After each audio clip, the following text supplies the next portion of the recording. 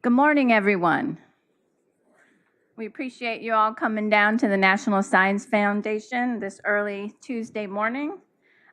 We have a full program on robotic process automation, but first we would like to have our esteemed Director of the National Science Foundation, France Cordova, give us a few opening remarks, and then we'll hear some additional remarks from Ann Eberts.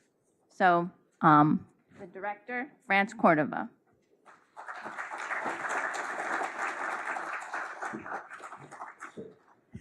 Great. Good morning, everyone. I still haven't found my voice this morning, but so that was Teresa Grankoritz, as you know, our CFO, and she's had that position for less than a year, I believe. Yeah, and she's just doing a fabulous job. So welcome to our relatively new building. We haven't even been here a year yet, but we're really pleased to have a room like this that we can put you all in and host you for this morning and for this great event, the Robotic Process Automation Conference.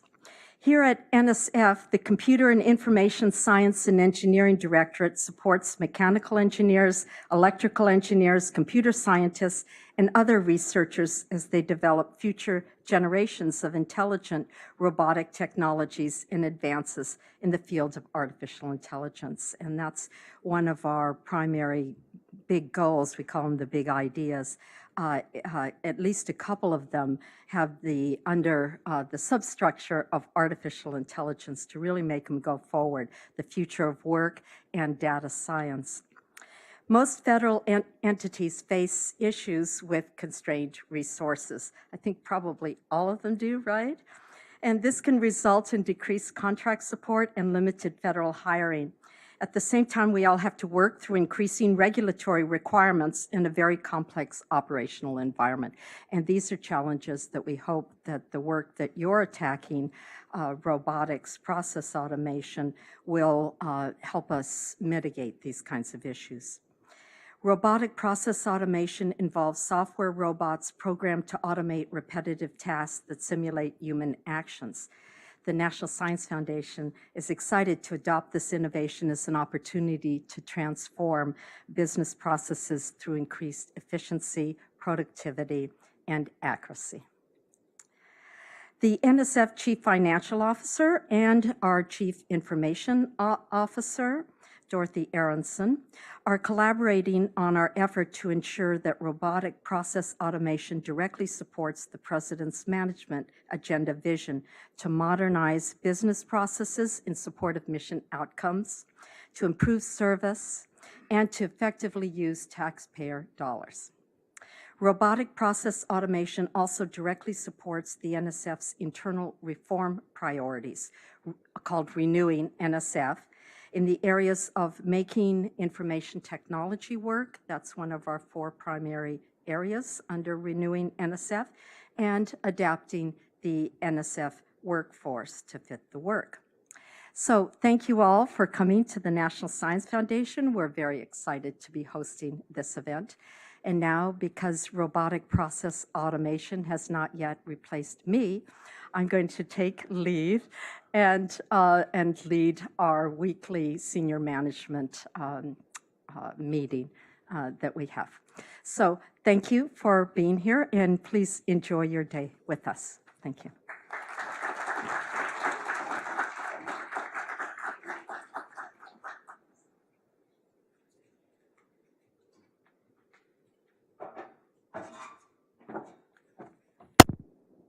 Okay, next we'll have Ann Eberts, our esteemed CEO of the AGA.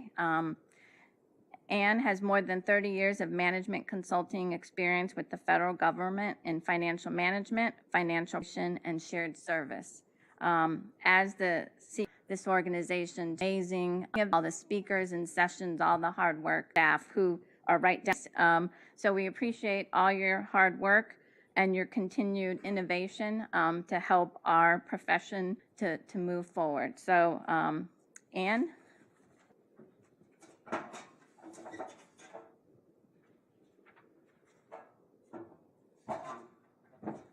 Hey, good morning.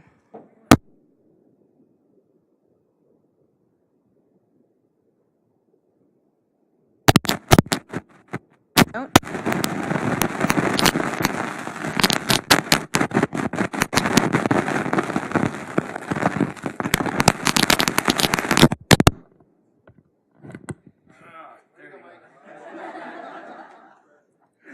It's always good to have a technical guy right up front. So it was just about, just 2 months ago maybe, Mike Wecklow and John Linsky and I a call and said, hey, we've got this idea to have a robotics workshop, and you guys know how to pull these off, and how about joining together to do this? And we're thinking, well, what day are you thinking, Mike? And he said, hey, 31st of July. We're like, right after PDT in Orlando. Sure, that's awesome. We can do back-to-backs, not a problem. We didn't know what we were getting ourselves into. No, just kidding. We're really pleased to be able to work with NSF, and thank you all for hosting, and members of the CFO Council who are identifying robotics as really the next wave of how we can kind of leapfrog in productivity, save some money, and help some of our financial folks move to maybe more value-added or more analytical type jobs. So we're very excited to be here with you all. One of the things, it was funny, somebody was saying, well, robotics is kind of a new thing. It's like, hey, we were on the cutting edge. If anybody had our journal, our spring journal, when we talked about new developments in government finance, it's the robots are here. So you all are living proof that the robots are here, and you all are working to integrate robotics and pilot, experiment, and see how this will work in your organizations today. We've got a great agenda. Very much looking forward to hearing from senior leaders in government, talking about how they're piloting, how they're moving forward with robotics.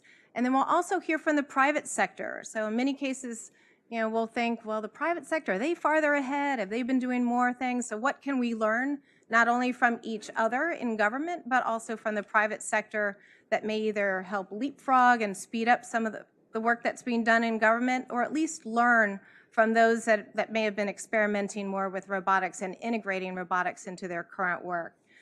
So we've got a great lineup of speakers for you today.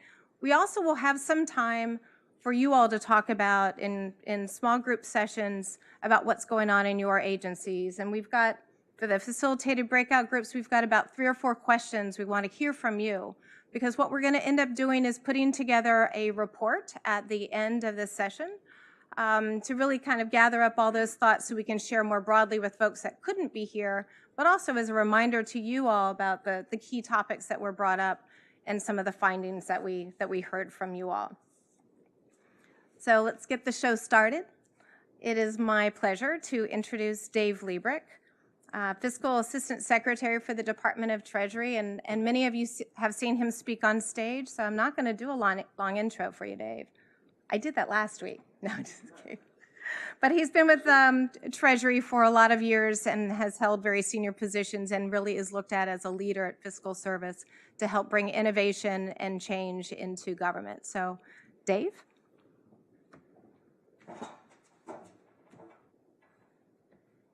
Don't touch the mic.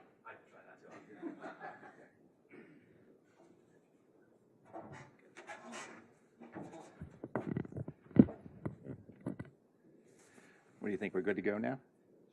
Okay, good. Good morning, everyone, and thanks. Glad to see everyone here. Thank you, Ann, and thank you, National Science Foundation, for hosting us.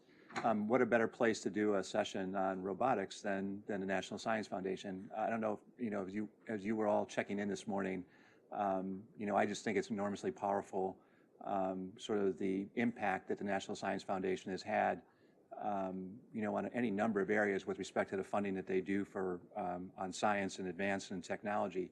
So this morning, what I thought I would do is I would sort of frame the discussion around RPA in the sense of looking at kind of how it fits in the broader context of financial management innovation across government, and then specifically about the important role that innovations plays in advancing financial management. And I think that there's been a lot of very good work being done in this area, and really very much appreciate the work that our Office of Financial Innovation and Transformation has done to kind of advance many of these innovations and socialize them more broadly within the government. Earlier this year, we sat down at Treasury and thought about, what is it that we need to do and where should financial management be in the next 10 years? It was kind of interesting to look at kind of many of the initiatives that we had underway and some of the things that we were doing and how they fit kind of in a broader picture. And I think that one of the things that we started with is, who is the end user? What does the citizen expect of the federal government? And I think it's fair to say that, the citizens expect that their government is efficient steward of financial resources, and I don't think that's me. Okay, good, great. Is an efficient steward of financial resources, that the financial information that is provided by the federal government is accurate, and that their financial interaction with the government is modern, seamless, and secure. And I think that part of that, a large measure on that is oftentimes when we have used technology in the past in the federal government, we've used the technology and expected the user to adapt to the technology. Certainly when I was sort of first introduced to technology, it was how did I change my behavior to actually adapt to that technology. Today it's the other way around, which is how does the technology adapt to the needs of the user? And so I think we in government oftentimes continue to build our systems too frequently with respect to old functional requirements that we have designed and we've established previously and expect the end user to kind of adapt to them. Or alternatively, in many cases, we don't have funding to advance our technology and going forward. But I think, if you're going to restore trust in government and you're going to have people feel better about what their government is doing for them rather than to them, really the technology has to be at the front edge of that, and it has to be very much user-based and customer experience-based in what we're doing. And I think that that's one of the things that as government's moving forward in the future, that focus has to be there more significantly. Trust in institutions overall is down, so no matter, really regardless of what institution you're talking about, when you take surveys, it's down, but it's particularly down in government. I think one area what I would mention is that when you look at government websites, for example, it's not that the government websites have gotten worse, but the ratings have gone down because the expectation of the end user has gone up. So what they're seeing in the private sector and what they're seeing in other places, they're not seeing on the government websites, and therefore when they go and rate those sites, they rate them very poorly. So what does the CFO do today? And I think one of the things we looked at with respect to our vision is the central role the CFO could play in actually improving financial management in the federal government. When you look today, and this is from an AGA survey, thank you, Ann, is looking at what does the CFO do and how does he or she spend her time today? And you find it's financial reporting, it's financial accounting transactions and operations, it's financial systems, budget formulation and budget execution. And the one that I think probably jumps out and you say, why is a CFO spending time on financial systems? You don't necessarily think the characteristic you're going to hire your CFO on is a knowledge of a financial system. But nevertheless, because of the way our systems are designed today, the legacy systems, CFOs spend a lot of time on systems work. And I think in our view, that's something that they shouldn't be spending time on. And looking at this chart here, they shouldn't be spending time on low value transactions. They shouldn't be spending their time on sort of the operations, the accounting operations. And that's very consistent with kind of what you look at the PMA about trying to eliminate low value transactions or low value activity to moving to high value.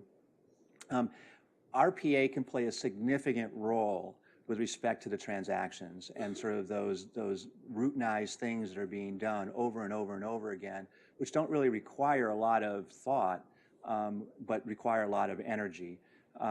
What should the CFO be spending their time on in the future? Well, it really should be in thought leadership, data analytics, and performance monitoring and management.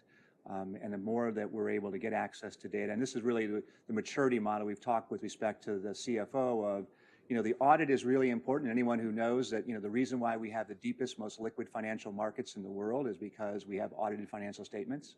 And so the audits are incredibly important. So someone, when they're investing in a company or looking at a company, knows what they're getting because those audited statements. Without that, investors would have less confidence and our markets wouldn't nearly be as liquid and as deep as they are. So it's not to suggest that the audit's not important, and it certainly is.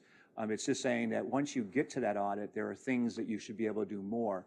Very few people read cover to cover, except people like me, the financial report of the United States government, all 400 pages of it, because it's actually backward looking. And it doesn't really show, it shows you what's happened in the past. It doesn't necessarily show you what you want to be doing in the future.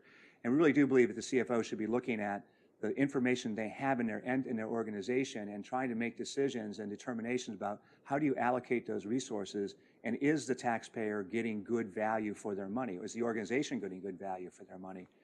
And so when I look downstairs and say, do you look at the outcome of those grant funding and the funding that the National Science Foundation is doing? You want to know, is it making an impact and what kind of impact it's making? And I think that the CFO can play a very central role in making that information more available and more understandable to decision makers. Why is this important? Well, I think this is probably a conservative estimate. That we spend close to $11 billion every year in financial management operations. We spend at least 40,000 employees every year, and contractors are doing financial transactions across the government. So just a modest increase of 20% on this can see it, it turns into real money. And I think that the objective of trying to find $2 billion of savings in financial management is not unreasonable, and something that I think is actually quite achievable. So here's going through in terms of, improved financial services, cost savings, and then strategic focus within the organization are things that the CFO should very much be thinking about.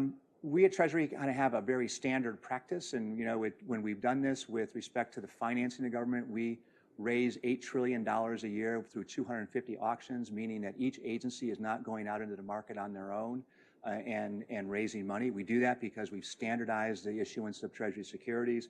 We've consolidated the function within Treasury, and we've automated it so that we can move billions and trillions of dollars in a matter of seconds with respect to our infrastructure. We do the same thing on the payment side for agencies, where we issue over 1.2 billion payments every year. We do it on the collection side, where we collect close to $4 trillion a year for the federal government, so that agencies aren't doing that on their own in isolation, having to do more expensive operations. And so we view that there's even more opportunity with respect to distributing federal disbursements, more about transforming federal collections even more, strengthening the financial reporting, expanding services available to agencies. There's just a lot of opportunity in this area for us to be doing more. I would mention now, turning a little bit to RPA and FIT, I think that one of the things that they've done very successfully, and I think this is something for you in the community to think a lot about too, about how do you look at innovation and how do you look at risk? I know the Bureau, when we sat down and talked about how do we look at risk, our answer was you have high value assets that you maintain and you run and you operate within Fiscal. Those things like the collections, the auctions, the payments, the accounting systems. All these things are high value assets that if they don't function, the government, the US economy, even the world economy can't function. You treat risk differently in that category than you do in sort of smaller areas and other areas. And so where you're prepared to take more risk and innovate, are areas where you do pilots and you try to see what the technology can do for you, because you're not going to race into your high value asset, your mission critical function, and say, let's mess around a little bit and let's see what happens. So, I think as an organization, when you think through where is your risk tolerance and how do you want to think about risk, where do you want to innovate within your organization? And this is where FIT, I think, has made a really strong contribution to the organization. Really thinking through identifying where is there opportunity for innovation, where can we incubate that innovation, and then where can we deploy it? So you're not starting on a large scale. You're not going in and trying to hit a home run out of the box. You're thinking very strategically about where in the organization you do that.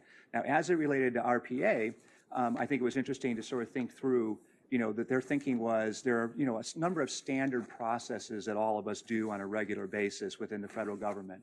It's the procure to pay. It's looking at, that whole list of sort of 10 or 20 use cases. It's procure to pay, bill to collect, book to reimburse, request to procure, acquire to dispose. I think someone really had fun trying to go with like three sentence or three word identities here. And what FIT did very carefully was to say, where has RPA been used in the private sector previously? So where is the target-rich environment for us to be looking at those things within the federal government? And I would argue that you, as you're looking at RPA, you want to do the exact same thing. You want to look at those standard processes that you have. You want to look, you don't necessarily want to be the first one to try to do something. You want to look, has it been done successfully elsewhere? And at which point you sort of say, okay, now what do I do? And I think the rest of the conference today is going to be a discussion about what do you do next. And I was at a conference about 3 weeks ago, which was an RPA conference, and it was very interesting. Someone had told me they had attended it 3 years ago. And most everyone at the conference 3 years ago is probably where we are in this room right now, trying to understand what is it, what's the technology, how do I move forward, how do I make sure I go to the right place, how do I make sure I talk to my IT department and my CIO and I'm doing all the appropriate coordination, and what is sort of the playbook that I need to do. 3 years later, the conference I sat at these were people who were masters at it now. I mean, they were really sort of going full tilt. And they were sort of saying, look, we can really go down and we can look at more processes. And I would say that's been very consistent with our experience in Treasury, where we have piloted a few things and we've seen the power and the value of it. And now we're looking at what more can we do with it, now that we kind of have the infrastructure down right, now that we understand the playbook better. And I would really argue that's where you all want to be. You want to be thinking about that playbook. You want to be thinking about exactly how do I start small, how do I build, how do I go more, how do I go further. I do think that, unlike some of the other things that we've looked at and with respect to innovation, whether it be blockchain, whether it be deep analytics, a number of other things that we're looking at, RPA probably has the quickest, the largest impact in the shortest amount of time than those other things. And so when you're looking at, and this is what FIT did very nicely, looked at sort of, cost and impact of sort of the different sort of 10 or 12 things we looked at with respect to innovation. And RPA scored way up high on that, which is big impact, over $500 million across the government, feasibility, high level of feasibility. And that kind of analysis, that feasibility and cost analysis is a really good way to look at things. It's very logical and very helpful.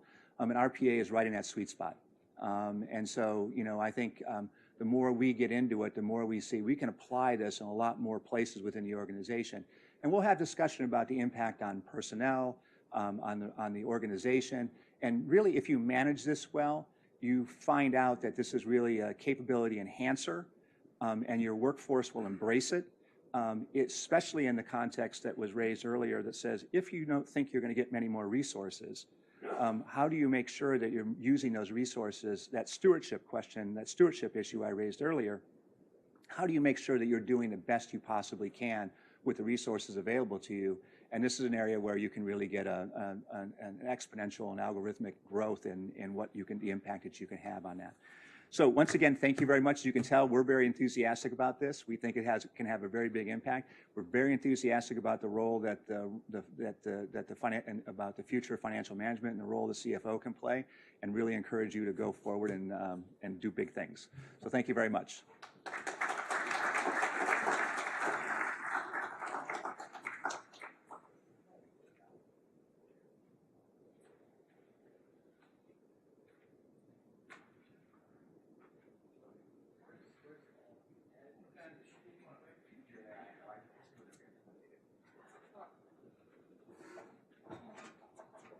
Okay, good morning, everybody. How you doing? Thanks for coming out. Okay, we're gonna.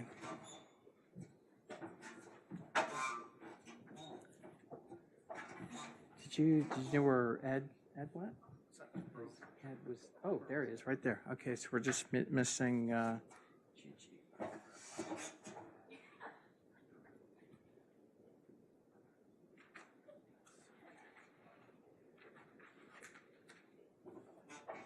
We have one more speaker. They're here, but I think they just stepped out for a minute. But we'll go ahead and get started. Thank you again for attending this event. We're really honored to have you all. And as Ann mentioned, this event has three key parts. This first part is just going to be a discussion about the key issues. We got a good mix of leaders, thought leaders, people actually doing this. And then second, we really look forward to our industry partners to kind of get, your thoughts on how this is playing out in industry. And then it's really neat how this pulls together. We got these poster boards around the room, and we got like a set of key questions we'll talk through to kind of get, your thoughts on it. And we'll put it all together in a really nice paper to kind of help, take stock in where the federal government is with RPA. So to get started, I'll start with introductions. We have Gerard, and I'm not going to go through everything. Gerard, I hope this is okay. I'm going to just share how I've come to know everybody. Gerard is the CFO of GSA, and I'm a big fan of Gerard. So one thing, he probably doesn't know this, but in my past job, there was a lot of discussion at GSA, a lot of outreach trying to find a new CFO. GSA was going through a lot of transformation, and Dan Tangralini was like, we want to get some guy from the private sector to really kind of, pull in and kind of change up the model. So it's really neat to see how Gerard has fulfilled that vision at GSA, and it's neat to see all the, improvements he's made over the years. And then we have, come on up, Chi-Chi, it's okay.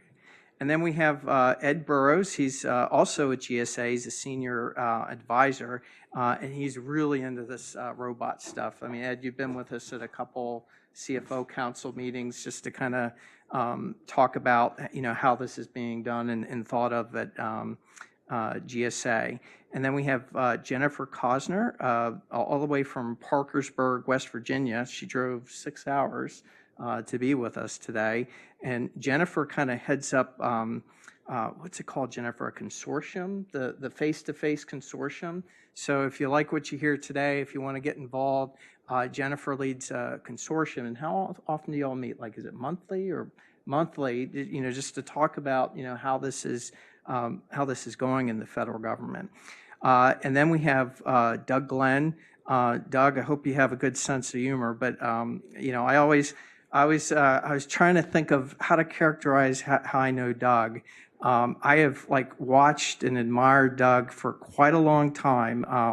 At KPMG, I was staff associate. Doug was always leading the training events, with KPMG in Montvale. Is that group they had of all the training we had to take? But then Doug is, I'm trying to think how to best characterize him, but is anyone a fan of the WWF? You ever heard of Bruno Sammartino, the living legend? Doug is kind of like that in the CFO world. He's just beloved by the community. He's been, DCFO at NASA and GSA, Interior. He's just, beloved by the community. So we're really grateful, Doug, that you could be here with us. And then we have Chi-Chi from NASA. NASA, my thoughts that come to mind of NASA is you are kind of the first responders to this. I remember this week at the AGA, there was a huge buzz about robots. There was 6 or 7 sessions. But last year's PDT, there was 1 or 2, and it was Chi-Chi kind of. I just remember being in the halls hearing, did you see that robot session? There's a buzz. So we're definitely glad to have Chi-Chi here from NASA as one of the first responders. Okay, so let's get to it. We're gonna, this is kind of gonna be like an informal just talk, no slides, but we're gonna get into three issues. Number one, how to get started. Number two, how to get more mature with RPA. And then number three, what are the risks? So I'm going to turn to our panel, and why don't we start with ladies first with Chi-Chi. If you could just describe for the group, how was it that you came to get involved with RPA? How did you get started at NASA? Do you want to kick us off, please, Chi-Chi? Thanks, Mike. Hi, everybody. My name is Chi-Chi Okonkwo, and actually I just wanted to say I'm representing our two DCFOs, Lisa Zeman. I don't know if you went to the PDT. She spoke a lot about it this year as well as last year, and also Joe McIntyre. So I'm here representing Chi-Chi, is your mic on? Can you, I think you just got to flip the button and turn it on. Oh, it is on? Okay. Can you hear me now? I think so. Can the group hear the mic? Okay. All right, go ahead. Okay. So here representing them. How NASA got started with RPA, really it was an innovation award. So one of the great things at NASA, right, robots, spaceships, we're always forward thinking, and it was an idea that was presented by a small team, and it won the Innovation Award at NASA. And it was given some seed money to get started. Some of our contractors that we already have on site had good thoughts and innovation ideas, and we were able to vet and look at a few vendors and see how the tools that we wanted to use would work with their applications. So that's really how it got started at NASA. Okay. Gerard? Yeah, when I think about transformation and the biggest thing that I can do, I think RPA is at the top of my list. I really think that we can have an impact at GSA by making progress in RPA and having applications that are implemented.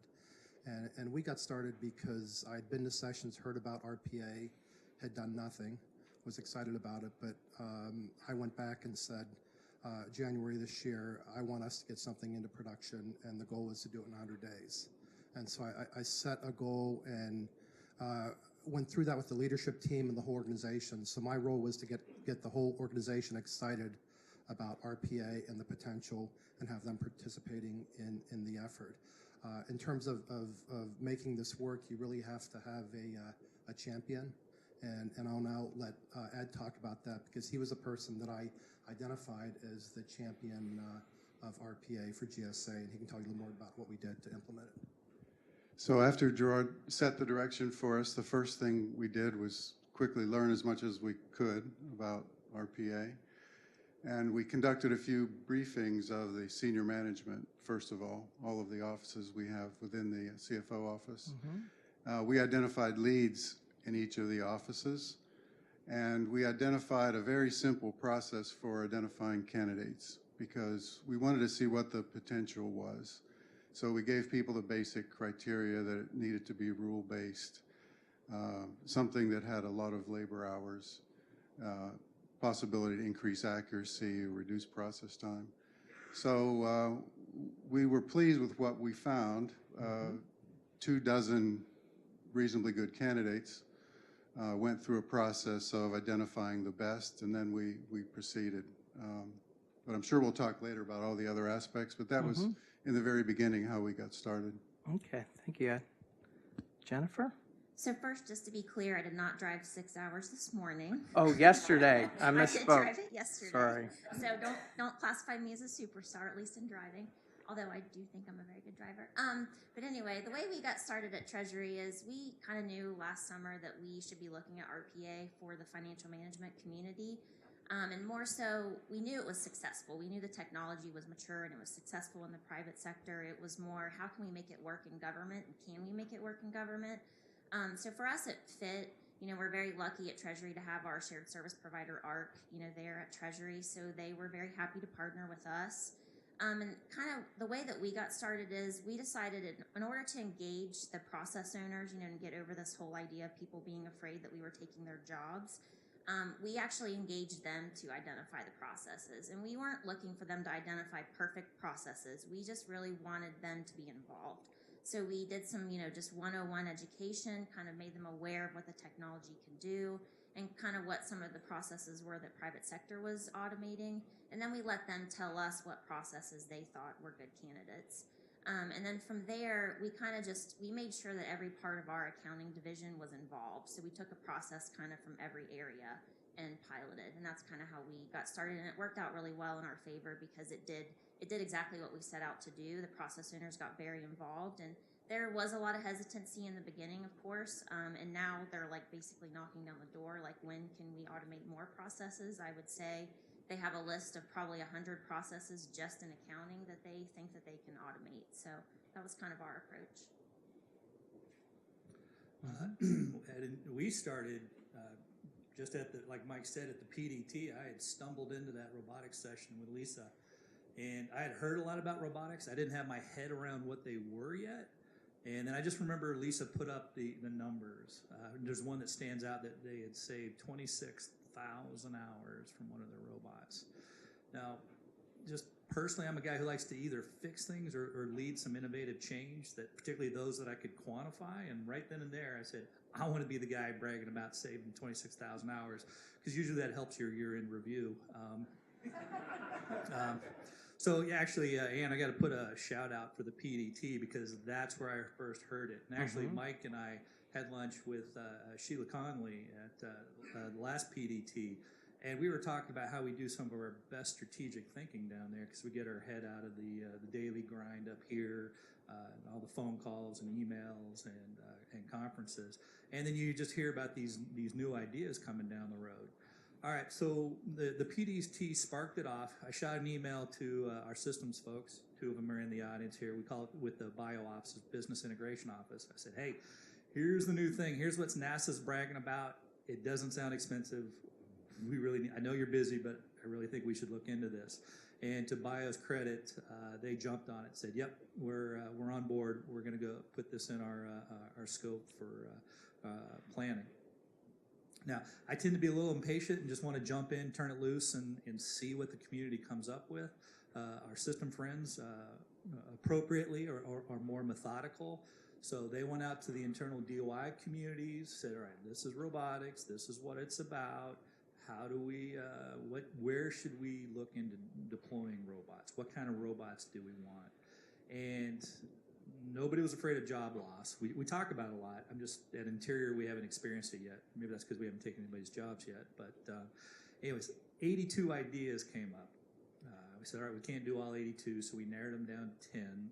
We just procured a contractor who's going to help us try and measure the ROI, which is something I think we're going to need to talk about as a community, because I think the ideas for robots are going to explode, and going after the ones that give you the biggest bang for the buck are the ones obviously we'd want to focus on.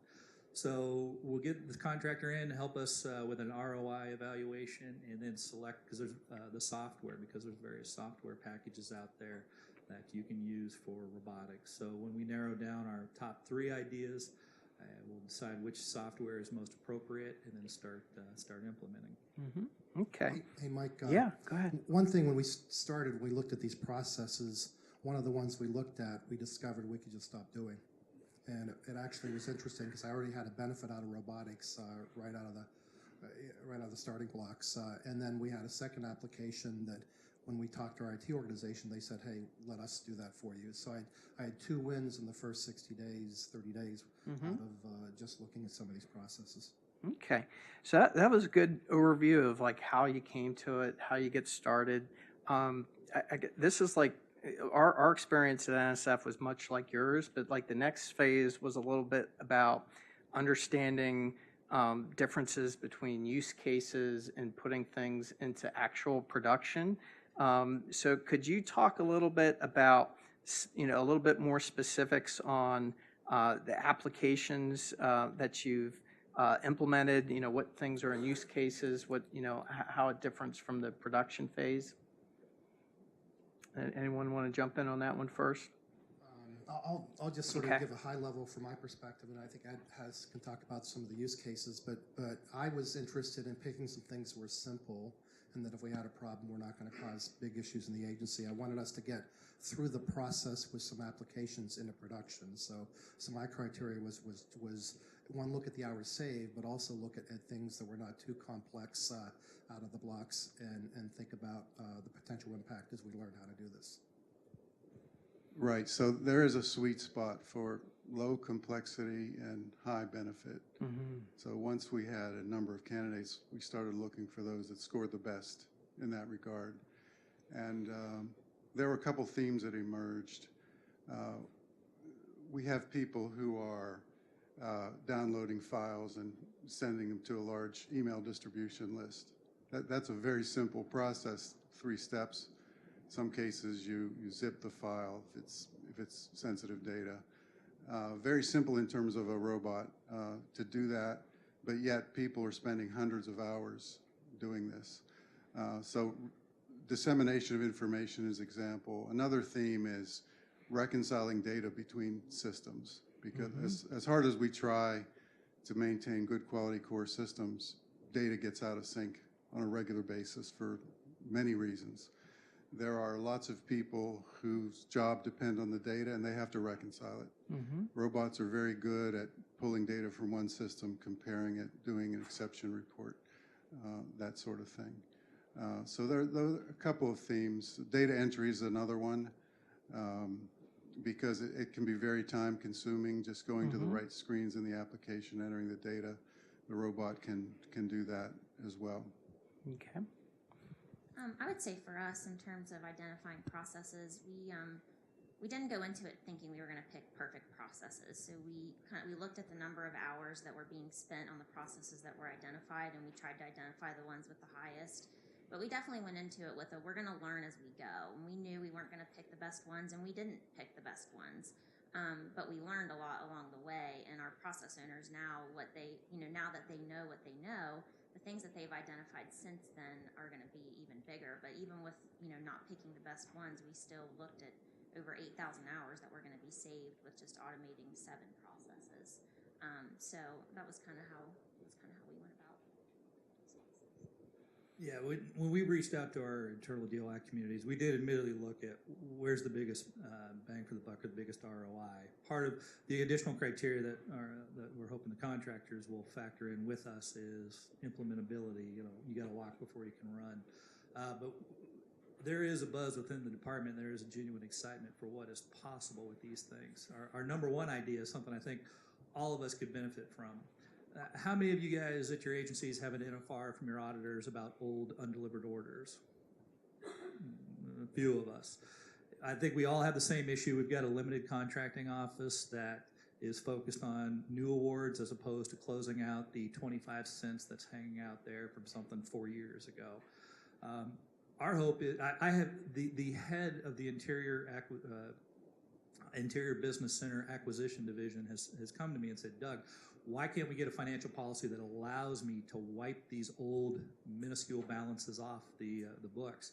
And the reason is it's a reconciliation issue. We have SAP and Prism that have to stay in sync. And if we just start unilaterally wiping it out in SAP, there's not a mechanism for it to go back to Prism. Right now, the contracting officers have to go into Prism, do a mod, close out the balance in compliance with the FAR. If we can get a robot that will keep Prism in balance with SAP, we can give them that policy. Even the internal departmental acquisition office has said, well, we're on board with this too.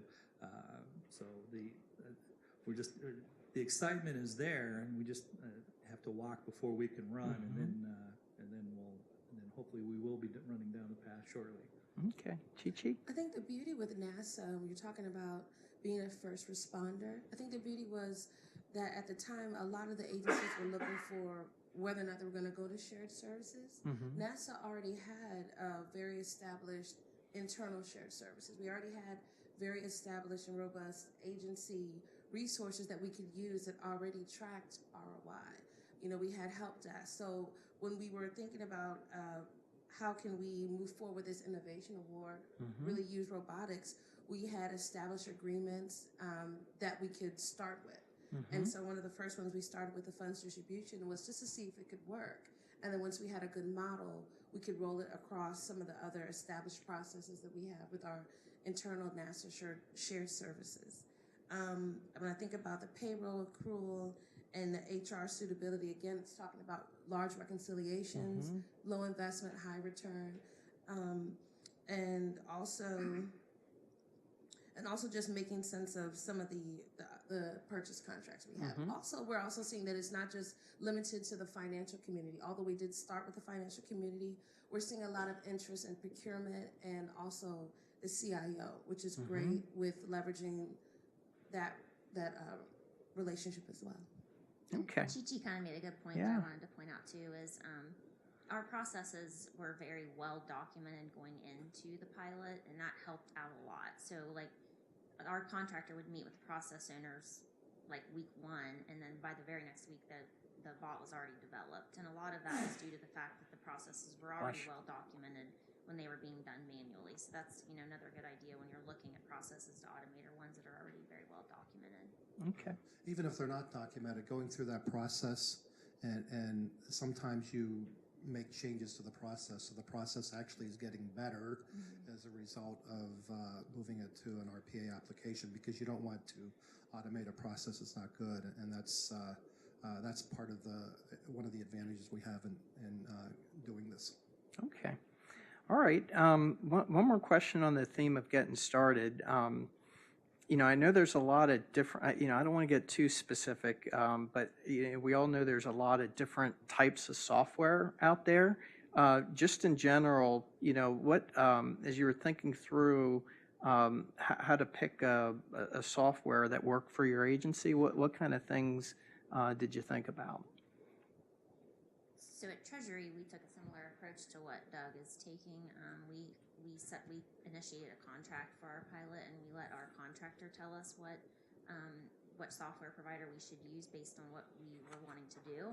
And the way that they chose the one they chose for us, which was Kofax, is because they knew we wanted to scale our RPA efforts across the entire bureau. So we started within financial management, we started within accounting, but we knew going into it that if we could make it successful there, that we would scale it across the entire bureau. So they chose one for us that was going to be very scalable. Yeah, same thing with us. When we were selecting our pilot contract, when we were selecting the pilot, we wanted something that would be flexible and powerful. Again, you know, NASA has 10 centers in addition to shared services and application offices. So we wanted something that, even though we got it started at the CFO, could go across our entire agency. We had another part of GSA, the Federal Acquisition Service, had already been through the process and started an application, so we leveraged that effort. Okay. Well, just so it sounds like scale, but how about like ease of use? Like, you know, something you might need someone with a really complicated skill set to help implement versus, you know, staff can do it watching a YouTube video. I mean, were there kind of like ease of use type considerations that you went through as well? I can speak to that because we've had an effort to train some of our staff. A couple of them are here today. And that was a very good question, and it was hard to get a good answer initially, so we just had to try it and find out. And what we found is that some type of technical background is helpful, but not necessarily a coding background.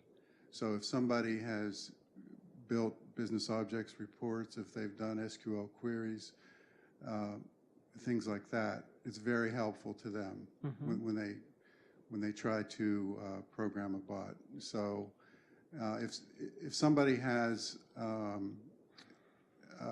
high interest and they're motivated, they could do it, but the background certainly helps. But the software is designed so that it's actually pre-built components that you put together. It's not like some software where it's every line of code is how you program. So it's easier for people to pick up and learn, but at the same time, it's a challenge. You know, it's not easy by any stretch. Okay. Anyone else on that? I think there are I think 3 of the providers are in the government space: UiPath, Automation Anywhere, and Kofax. And I think all 3 of them are pretty easy to use from a user perspective, especially if you have people that have that kind of technical brain. I don't know that either one of them offers anything better in that regard. I think they're just a little bit, their pricing is different. Some of their dashboards are different in terms of the data that you can pull out of your processes and some of the reporting aspects that they have. But in terms of ease of use, I think they're all pretty easy to use. Yeah, that's going to be a priority for us because, like I said, part of our hope and strategy down the road is once we highlight the benefits and get a few of these in there and get some of the monitoring and governance processes in place, that we really turn this loose on the 68,000 interior employees to see what neat things they come up with. I apologize. I don't remember where it came from, but I know there's a 70-page document out there that compares the 4 major software, 6 major providers. So some Google searching, you may be able to find it. It compares and contrasts the different softwares. Well, it's also on the OMB Max page. Okay. All right.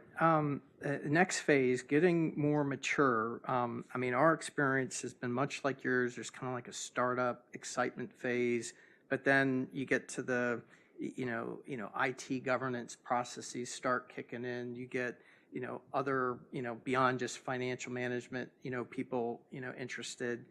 You mentioned a little bit about cost benefit. But what, just from like getting more mature, it seems like you all had a startup phase, but what's the next phase in terms of, ROI or developing governance? Is it just financial management? Are you working with CIOs, procurement? What are like the different angles you're getting more mature on? Sure. So you're right. Once you're committed, you've identified some projects you think there's potential, then you really get into the details of what type of environment will you have. There are options. I know some agencies are doing this from a PC. They're using the user ID. Mm-hmm. Another step beyond that is the bot has its own credentials. We're using a virtual environment, which worked out well for us because there was no initial investment cost. We had IT personnel supporting that environment for us. We had to work through all the configuration details. That was part of our first user acceptance testing for our first application, and it extended that UAT beyond what we expected because we were effectively testing the environment itself in addition to the functionality of the software. As far as IT security, that's a very steep learning curve. And what you might find is the people in your IT security organization haven't thought through it either because it's something new. It's a new paradigm. I think there's a tendency for people to fall back on the rules that you use for your staff, your users, and that's not always appropriate. You have to think of what the bot can or can't do. But our IT organization was very, very flexible and adapted to this. They came up with a new set of questions that they don't normally ask. 22 exactly. Mm-hmm. We had to answer all those questions, very technical. Does the bot encrypt? Does it store data while it's running? Things like that. Is there any PII or sensitive data? Of course, you want to know that. So what's that, Doug? I was wondering if you could train a robot to check the box I'm not a robot. Probably. So that worked out well, actually, because now we have a well-established process. We know if we can answer those 22 questions. So any new process we look at, we think in terms of those questions because we don't want to invest too much time if we can't get it approved. So that was a big hurdle that we crossed. And the virtual environment we have is okay for some time. We still have to think about what we want to do in the future with a larger enterprise environment, what's involved in that, additional cost. But those were the next steps for us. Okay. Let me ask you a little different way, because this is one thing we're wrestling through. So you got like a robot, and this gets to like the utilization issue. Like my understanding is you got a robot, and say you have one process like IPACs, we're looking into IPACs, and then, that robot can be used like 25% of the time for IPACs, and then there's this unused capacity. So is there, in terms of like ROI and utilizing it, is there a process you need to go through to make sure that robot is kind of like souped up with a lot of work so you're getting like the biggest bang for your buck? Is that one thing you guys have wrestled with yet? So I know our stance is, and I think Gerard, you're going about it just a little bit differently. So we're kind of looking at our bots kind of like people. So we wouldn't let an employee come in for 8 hours and only work 3 hours. So we're looking at the bots kind of the same way. Like if a bot is automating a process that's only taking the bot 30 minutes, and we still have all those hours of time, which they tell you have 24 hours of time, which is true. But what we learned in our pilot is that you actually only want to automate, you only want to use about 17 to 18 hours of your bot's time to allow for any increase in workload. So if you have a process where maybe at the end of the month you have a lot more transactions than you do the rest of the month, you kind of want to allow for that increase in work. That way you're not fumbling around at the end of the month going, okay, which bot are we going to move this process to now because we have all these extra transactions. So we are looking at it from a utilization aspect. And we went even further with comparing them to an employee, and we're using our segregation of duties that we would use with people to apply the credentials to the bots. So you don't actually have to do that. The bot can have all the access in the world that you want to give it. But just to keep kind of auditors more comfortable and just our security people a little bit more comfortable, we did apply the same segregation of duties to the bots that we would our people. So if you wouldn't give a person accounting access plus system administrator access, we're not giving our bots those access either. Okay. If I may add, the auditors are going to be key. You know they're going to be all over this. You've got to document what the bot does. You've got to put controls around what the bot does. Typically, you're going to want a human approval step for what the bot does. And just thinking down the road as this idea grows, like I think we expect it to, you got to put some governance on there. So, we've got controls around when somebody leaves your agency. You typically remove their system access right away. Same kind of thing with bots, at least in terms of getting them deployed. If somebody leaves, what if they're a bot expert and they're disgruntled? Imagine the damage they could wreak on your system if there isn't control and they are free to deploy robots at their heart's content. Gerard? I'll let Ed talk about what we do around controlling the process in a second here, but what I care about is I think about this as a new product, a startup, and you don't want to stifle that. Yeah. So you need to, if RPA came with a $5 million price tag to get started, we'd all have to do ROIs and think about it, right? So you want to figure out how to do this and not stifle the development and the learning part of this process. If you can do that and you don't inhibit that, but you also are careful with what you're doing, you can learn what has to happen. And Ed can tell you more about how we are thinking about the controls piece. There are a lot of advantages for RPA from a security and audit perspective. You can audit 100% of your data. In many cases, you have control logs and audit logs you can provide to auditors that show a complete record of what the bot performed and when. And also the software allows the process owner to customize those reports to some extent. So certain transactions can be reported. So there are definite advantages. It's not all about being concerned about what might go wrong. You have to do that, but recognizing that there are a lot of pluses that we can leverage. Another point I would say is the process owner is still responsible for the process. That doesn't go away. So you don't turn these bots on and walk away. The person is still responsible for monitoring. They're responsible for, if there's any system development and the screens that the bot's touching will change, that person is responsible for going back to the developers and saying, this has to be updated by this date. So that kind of stewardship is still there. Okay. Gerard, you said something that really resonated with me because I kind of had the same feeling. This was like starting up. It was exciting. We were, experimenting, doing like innovative things. But then all the questions come like, do we need to, start thinking about, this is a form, like I think some folks in our community called it a software as a self-service. We need to get, all these like investment reviews start. And I agree. I'm saying those things are very important, but at some point, like you said, it stifles the the innovative thing, and it'd take us years to kind of get to that. But is that kind of what you meant? Yeah, exactly. I mean, when you're looking at starting something up, you can't expect the first uses to pay back the initial investment. And so I'm not as interested in the ROI as how we can accumulate hours so we can either redeploy or save as a result of robotics applications. And I know there's some fixed costs.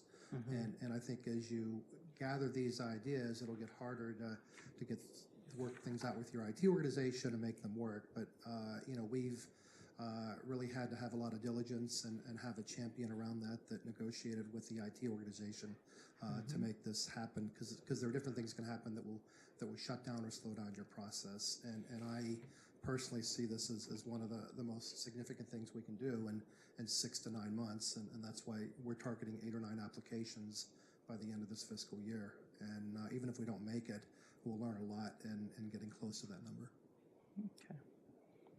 It is a learning process. I agree that you should allow innovation to happen without stifling it. That's why it's good to have the pilots, where we have 4 bots in production right now at NASA, and we've been able to see them progress. But at the same time, the new ideas that we have coming in are going to have to go through the governing process. So we're still learning as we go. We're still working out the security issues that we have, PIV, badging, employee versus that virtual.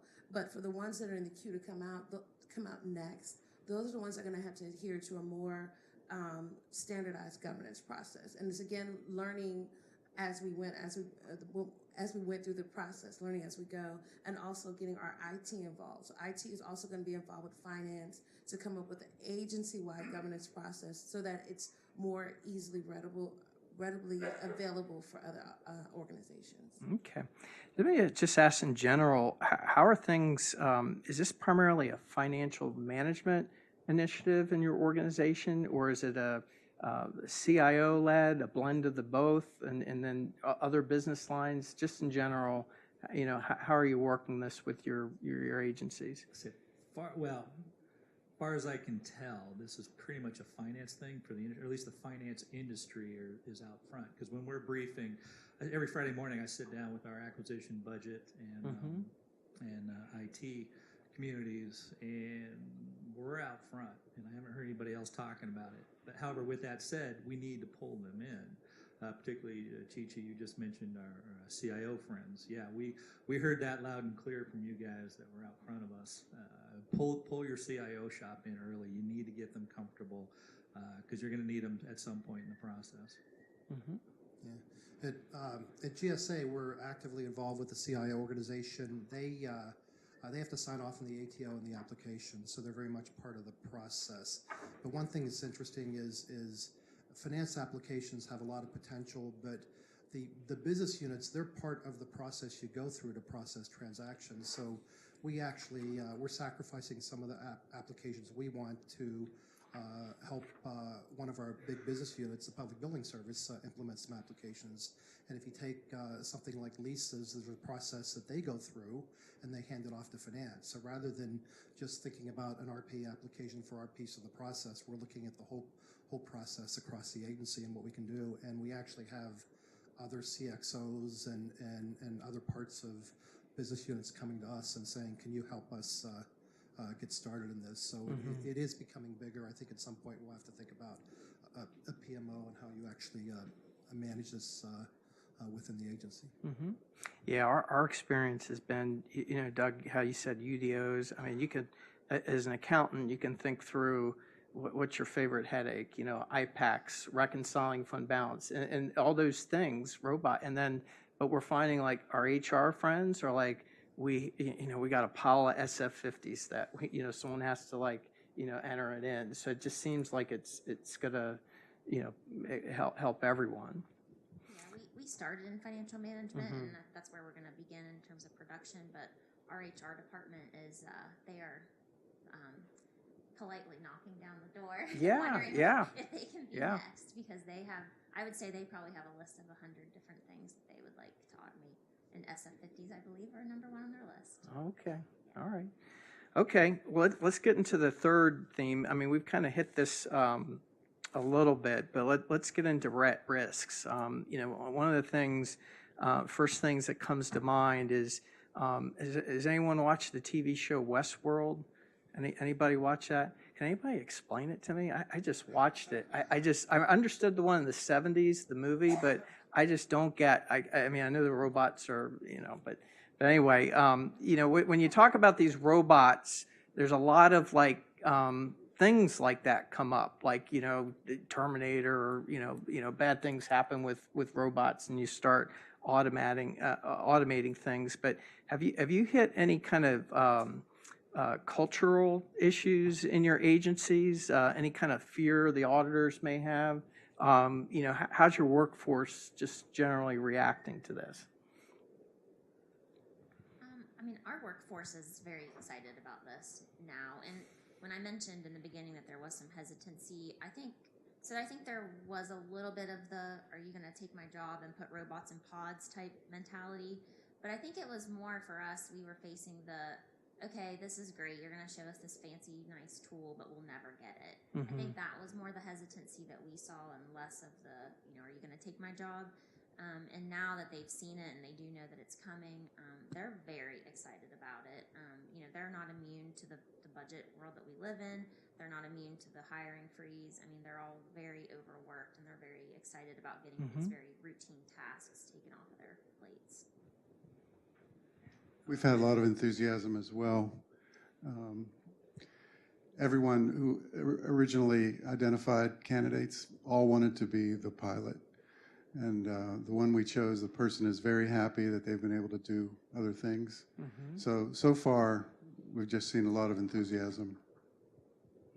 And Mike, even on the development side, we thought about how do you have the capability to build these bots. And so we wanted to train some of our employees to do that. So we went out and said, okay, who would like to be trained? We had 50 employees that raised their hand and said, we'd like to be part of that. I think we picked about 14.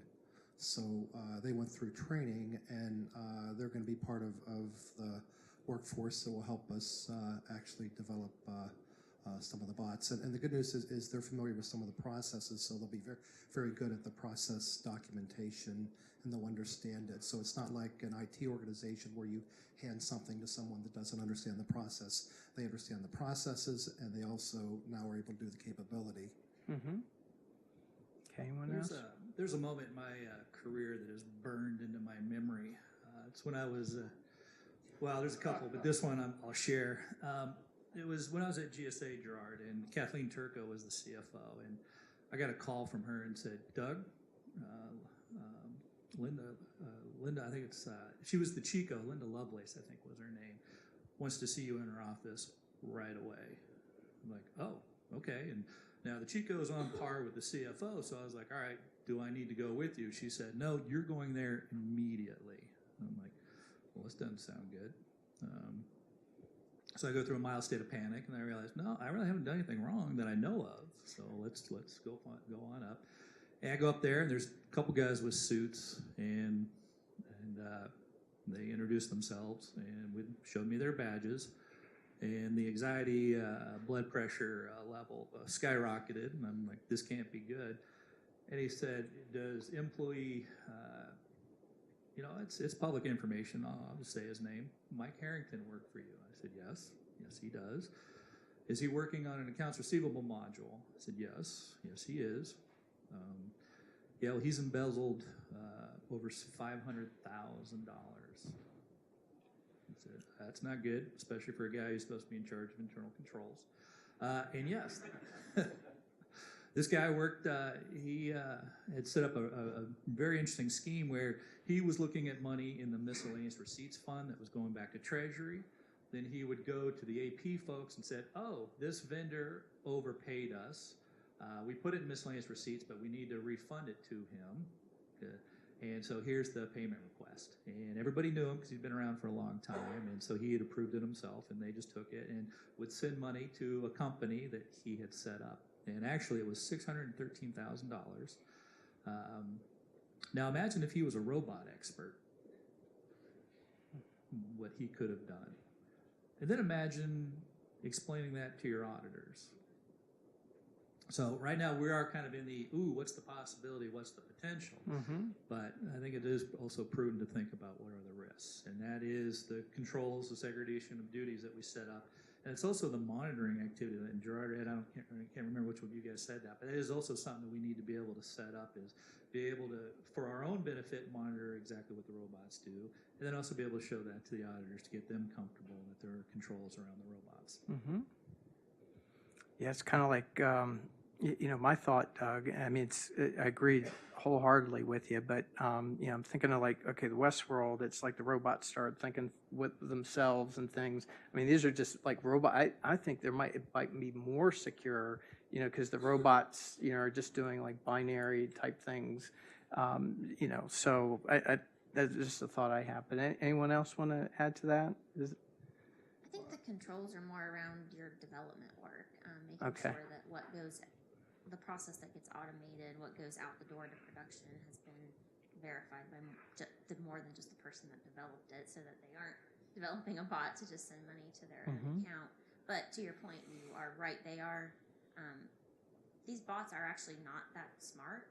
They do exactly what we say. They're the perfect employee. So if you tell them exactly what steps in a process to do, that's exactly what they will do. But when I say they're not that smart, if a screen changes or a process changes, the bot does not know. It's not going to get the 500 emails that go out to employees saying the screen is going to change on July 31st. So you do have to, retrain them, and that's where when you talk about bots going wild, they don't go wild. They don't know that something's changed, so they just won't actually complete the process. Also, it's good at some point probably to have, like you were saying, a PMO office.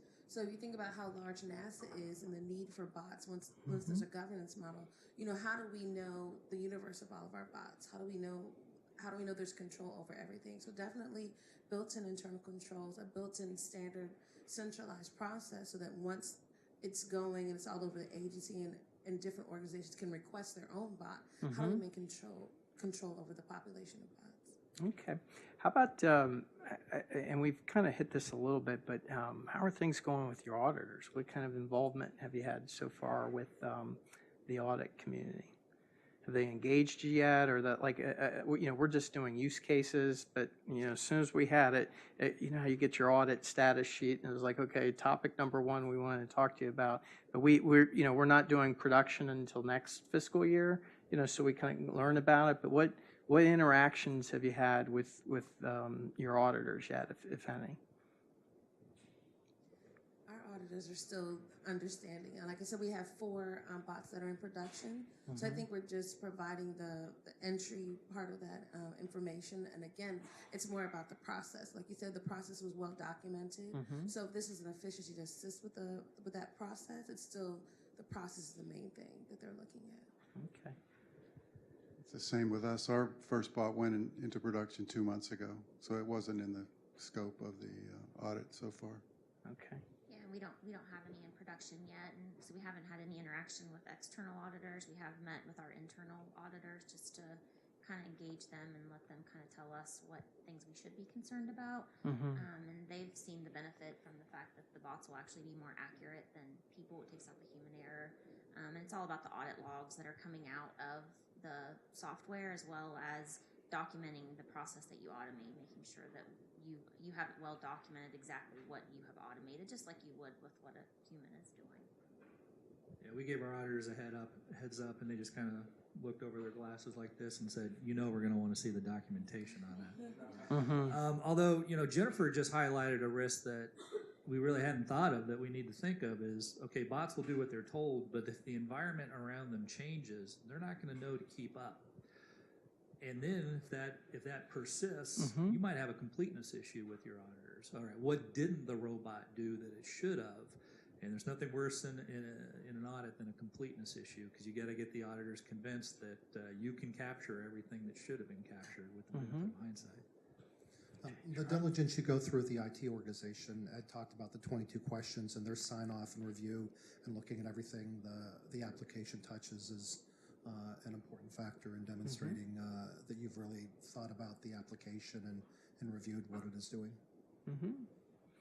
Okay, Doug, I had a moment just like yours, except it was purchase cards. We got called into the Undersecretary for Management at DHS, and yeah, it wasn't a good feeling, when you're, internal control director for DHS, and you had that, and he kind of asked questions along those lines. But what is this going to mean to the community in terms of one kind of aha moment for me was a couple weeks ago.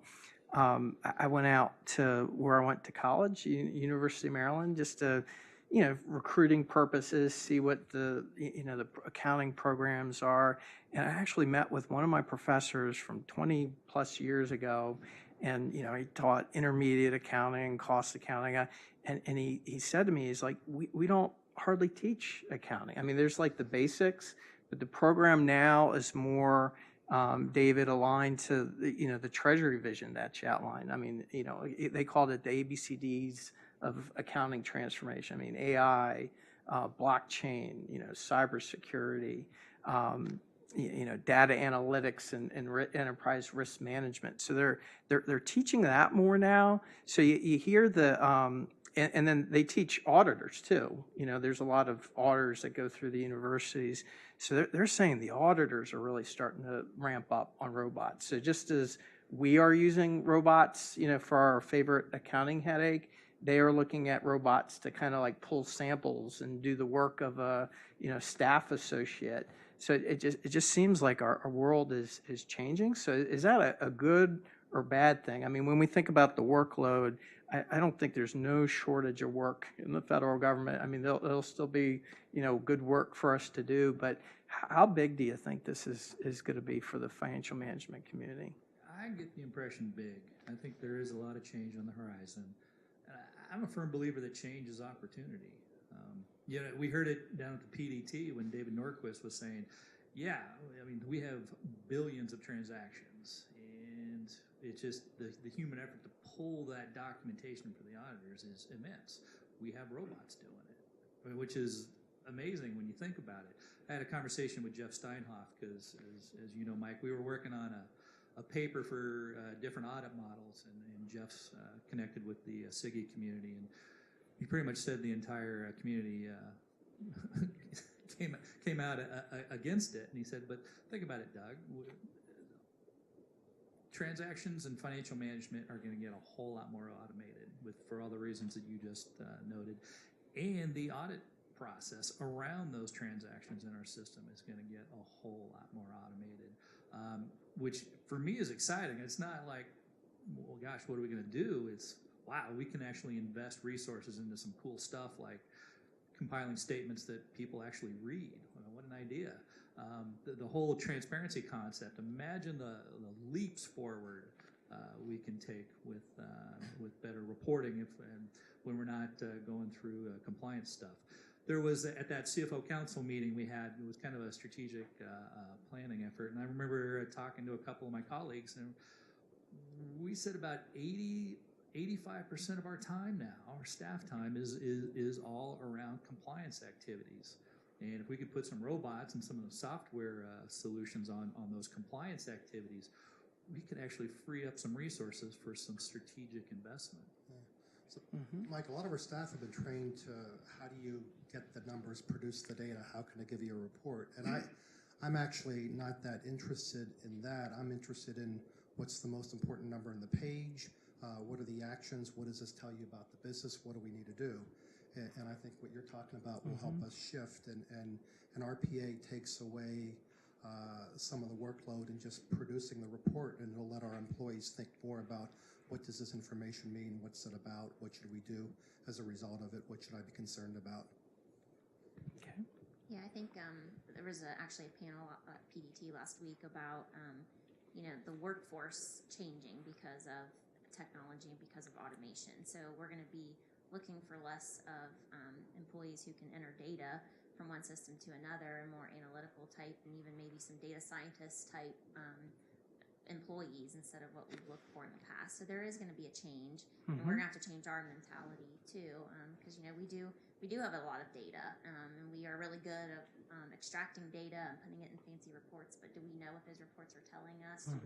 Are we looking at that to make, future decisions? So I think, things are going to change. Actually, I think the biggest lesson learned is following your example of using themes for our robots. For those of you who Don't get me know, in trouble, Doug. For NASA, you guys name your robots after presidents. Mike, you guys are naming your robots after Star Wars characters. Robots, yes. Robots. Star Wars robots. We haven't picked out our theme, but we very much want to do that. Actually, I think the biggest lesson learned is the lessons we're gonna learn, and I gotta give a shout out to Adam Goldberg in the FIT office, who is saying, look, folks, you SAP users, your Oracle users, your Momentum users, share your robots. Let's leverage the lessons learned and benefits gained from each other, so we're not all individually reinventing our individual wheels. So, yeah, I'd say that's probably the biggest future lesson learned is the lessons we share. Okay. Are there any questions from the audience? We have mics in the center of the room. You just have to flip it on. There's a little on-off switch. Thank you, Reed.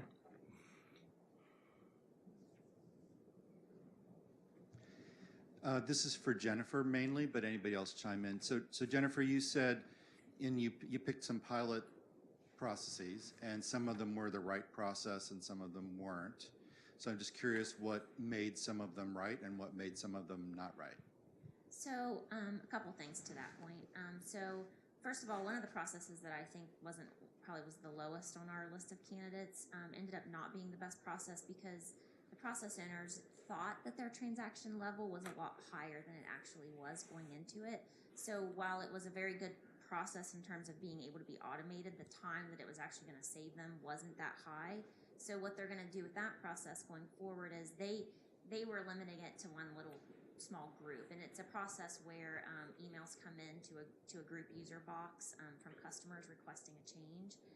So they're actually going to expand that process once they go to production and look at other group mailboxes within accounting, and they're even actually looking at going one step further and saying, okay, instead of us having these group mailboxes for each area within accounting, why don't we just have one group mailbox for all of our division? Because customers, they just want their question answered. They don't care what mailbox they're sending it to.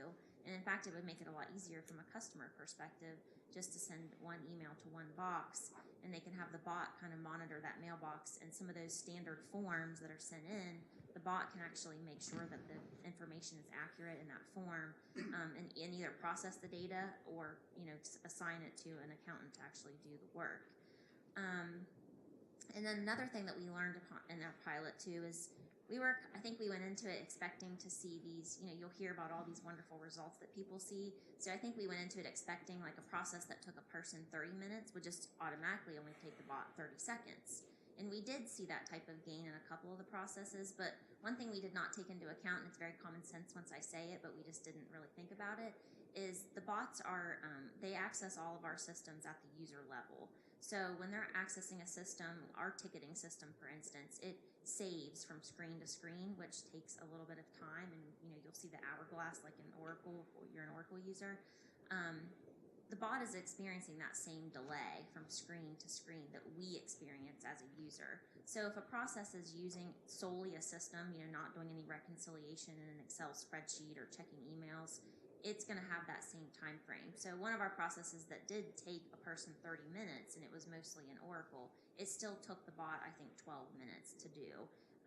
So it's still 30 minutes that a person's not working, but that was something that we didn't really take into consideration, going into the pilot. Thanks.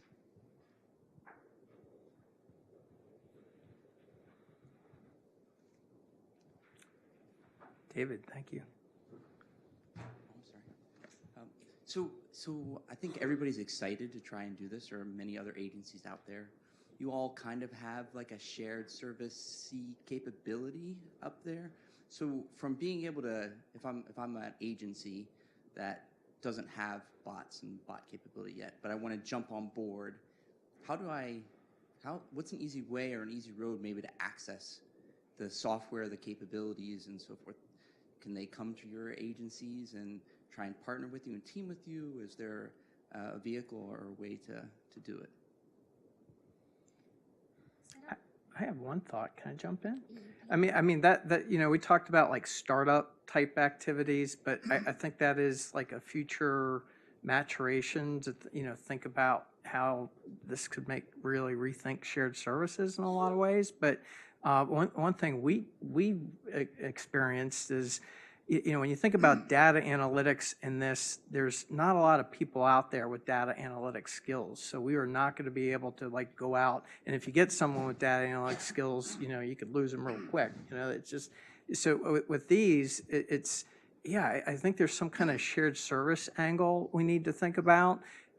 Because it doesn't make sense for us to all build them, you know? I mean, Doug, you know, we had that call to maybe build some kind of repository of robots if there's like basic systems like Concur, IPAC that everybody has, but we kind of found when we start thinking about other business processes that are unique to NSF, we might not be able to do that, but we are thinking through that. And then one thing, you know, just kudos to NASA, because you know, there's a lot of, you know, contracting work you need to think through. I mean, you all have a vehicle that we just jumped on lickety-split and working to get that versus, you know, doing it all of ourselves. So that's a really key question. But do you all have thoughts on that too? I'd say a couple things if you want to get started, right? So talk to the other agencies that have already gone through this. So I know Ed has talked to some agencies. I know we talked to NASA early on to learn from them. The other thing is you're going to have some outside help, because in the private sector, you've got consultants, contractors that have gone through this process. They know how to get you through this. But so that's really what we did to help us get through the initial stages, and then we're taking it from there.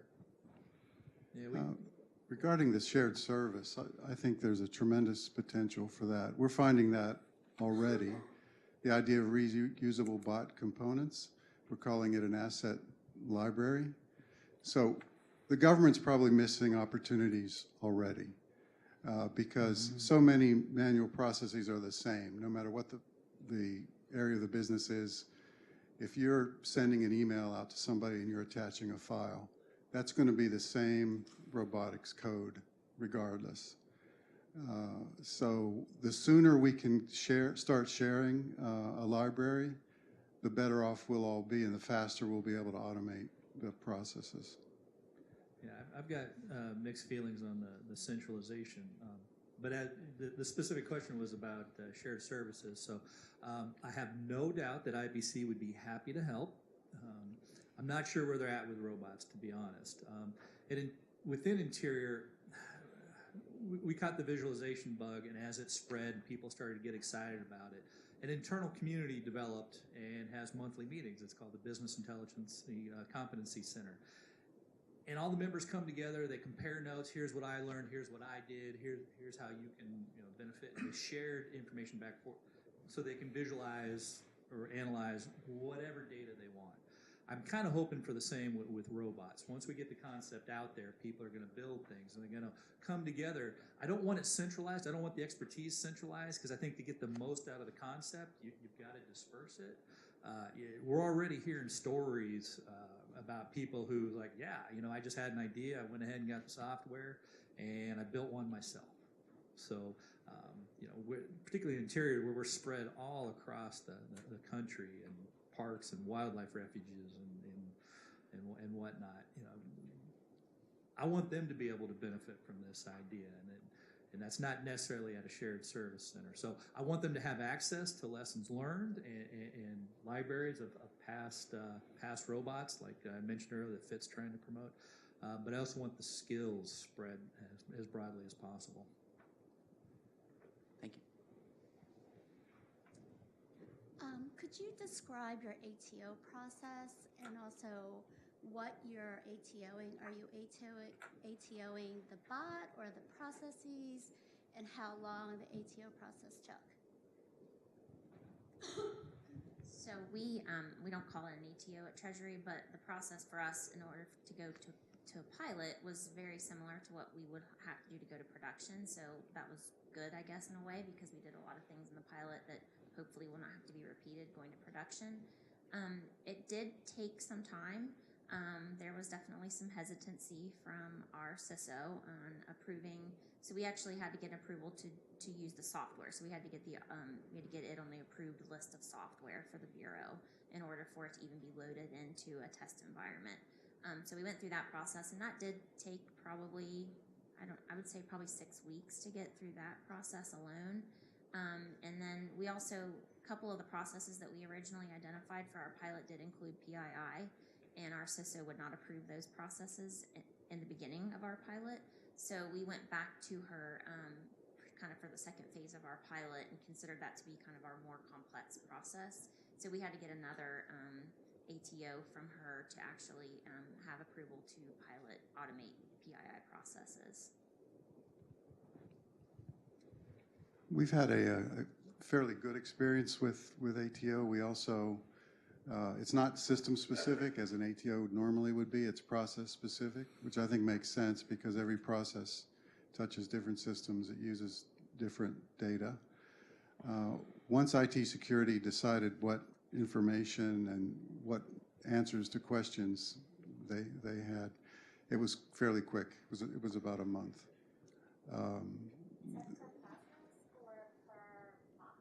Per process. I think it'll be faster as we go forward. That was the first time. There's still lots of debates, especially when you get, PII is a fairly clear situation, but when you get into the area of sensitive data, there's debate about what it is. There's also debate. I don't think the answer is, if you have a certain type of data, the answer is always no to RPA. I think you have to think about, a person is doing this today, right? They might be zipping a file and sending it. Well, if the bot is doing it and it's controlled and you have a daily report on what was done, does that disqualify it from RPA or is it okay? But you have to have those discussions for every process that comes up. Doug? The idea of shared service and being able to go to a central repository and take bots to apply sounds great, but it would seem to me that there's potentially an issue, and I'd ask you to comment on it, of whether consistency in the environment in which you place it becomes an obstacle. Because, for example, I can have a process that for making a payment and attaching invoices universal for everybody. But we have different systems implementing it. Even if we've got the same system, we've configured the systems differently. They're going to a screen that may be configured differently. And so the question becomes, in my mind, is how much are we saving by going to a central repository versus how much are we having to recreate to get the end result? It really depends on what the function is. I think you're right. If you're doing something that involves a Google Drive or Gmail, that's different than if you have Outlook Express. So it has to be configured differently. On the other hand, a lot of bot operations are more powerful versions of what you do with an Excel macro. So if you're combining files, if you're doing calculations that the bot supports, those are going to be the same anywhere. So you're right, there are some limitations. You can't use common components for everything, but there are a lot of things you can use it for as well. You'd have to take that into account. Yeah, I think maybe we could get there eventually, but you're right. If you're using different systems, it would be very hard to duplicate those steps in a process. So I do think it is good from the repository idea, though, to look at it from an internal perspective. So, you know, keeping track of if, for us, for instance, a lot of our processes include Oracle. Let's say Oracle's sign-in page changes. We're going to have that. That's going to be in a lot of our processes, that piece of code, that line of code. So it's going to be very easy to go in and just say, okay, these 8, keeping track and monitoring, these 8 processes have that step in it. So we need to go out and tell the bots they all need to change that step in the process. So kind of keeping that repository for yourself and your own processes will be key. I would just say yes. I mean, I would love to grab costs by program. And we are on one SAP system, but our 10 bureaus have configured WBS as project, cost centers, and program codes differently. So we'd have to train the robot to key in on different fields for the same information to come up with that. So that's a long-winded yes. Good morning. How you doing? My name is Nick Lanham. I'm with DCFO Business Integration Office Bio. I just came over from OSD Cape, where my background is mostly operations research and analytics kind of stuff you guys are talking about. The question I have, and I know I'm more in the cost community background, ops research. Do you find that so far the integration of information is really important within the DoD, and then when you integrate that data, you have to really be able to analyze it to figure out what variables are actually driving things in other systems. So that's a different multidisciplinary analytics background than what it sounds like the financial community typically sees or employs. How do you see the government workforce changing so that we can so right now, if you have, I guess, was it most serious here, like a 301 or 501 financial management, I was a 1515 ops research folks. Do you see that job description changing over time?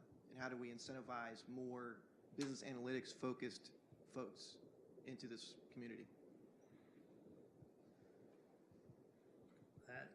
That is a good question. You know, there's already software out there that can homogenize data because I think a big opportunity for data visualization and analysis is merging different data sets like you talked about. And there's software out there that does that. I can imagine robots doing that. I haven't heard of that happening yet. But it sounded like your question was around skill sets, around analysis and visualization, and perhaps robots.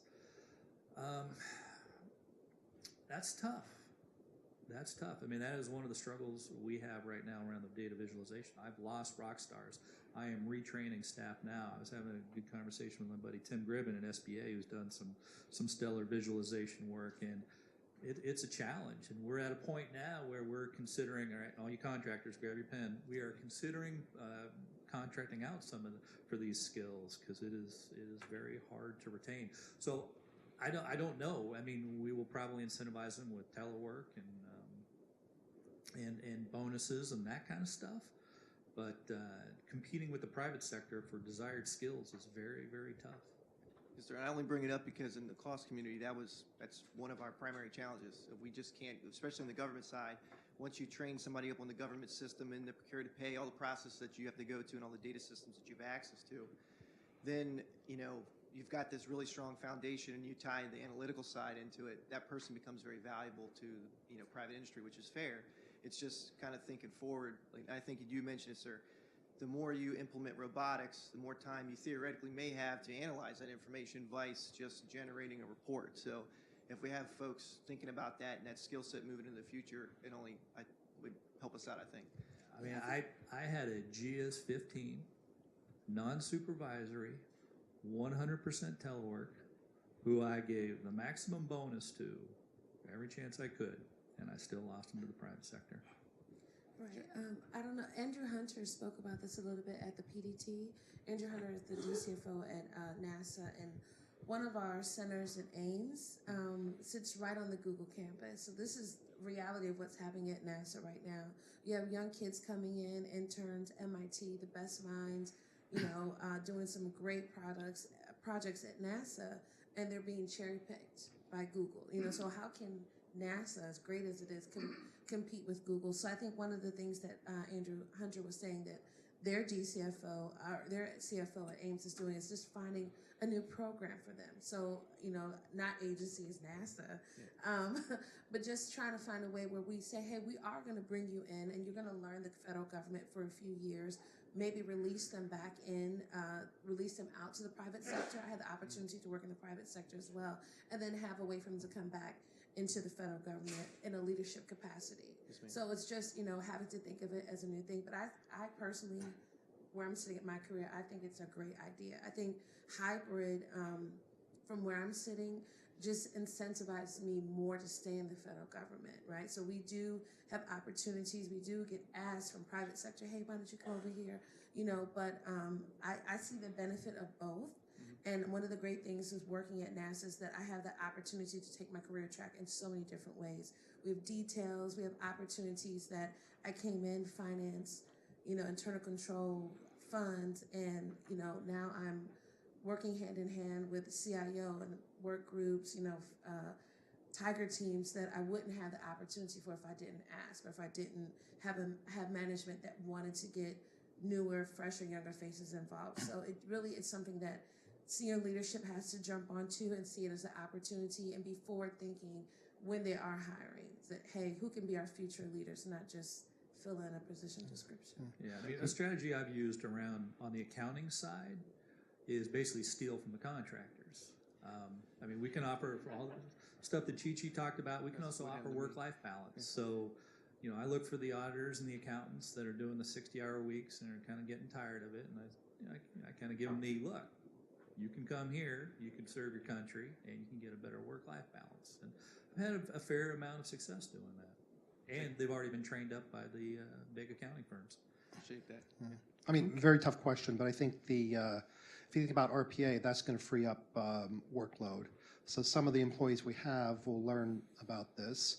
The other thing that's going on, and if I had to predict, is we have a 5 to 9, 10% kind of retirement rate in federal government. So that will enable us to hire some entry-level talent, some of the Maryland folks or other new employees that come in. And when you get those good employees, they'll be an example for the rest of the organization, and they can help teach other employees how to think this way and how to do this. So that's sort of my prediction of how we would possibly get there. Okay. Appreciate it. Thank you for your time. We let's take one more question, and then we'll take a break. We're kind of, this has gone longer, but, you know, great discussion. But one more question, please. Okay. Yeah, my name's Ron Woody, USDA. Hopefully I'll be brief. I just want to revisit the ATO process. I heard two different processes up there. Ed mentioned that you ATO each process, and then I believe Jennifer, you said you look at it as more of a software, and you got the software approved by your CIO department or security department. So from my perspective, you know, we were going through the ATO process, and then we started thinking, well, it's not a system, it's more software. So I just want to hear from some of the others, you know, what is the direction that you guys have taken the software as far as ATO, or did you just go for software approval? Just to clarify, we did have the software approved as well. Okay. But that wasn't, once you build an application, you have to have that approved as well. Okay. So is that the same with everyone else? So ours, some of the innovations that we have for our early on, it really was that production schedule. So similar to just taking an enhancement to our current software and following that production schedule. Okay. So it really was more as the software being implemented.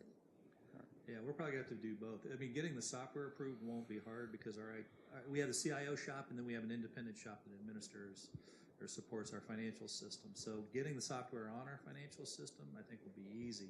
But as it spreads out or accesses other systems throughout the department, then we'll need ATO for individual bots and what systems they access and what they do. Okay. All right, thank you. Okay, and we're, let's see, it's about 10 o'clock. You think we take a 10-minute break and just keep on schedule? Is that okay? All right. All right, well, please give our speakers a round of applause. Thank you so much. And we'll take a 10-minute break and have our industry panel at 10:10, please.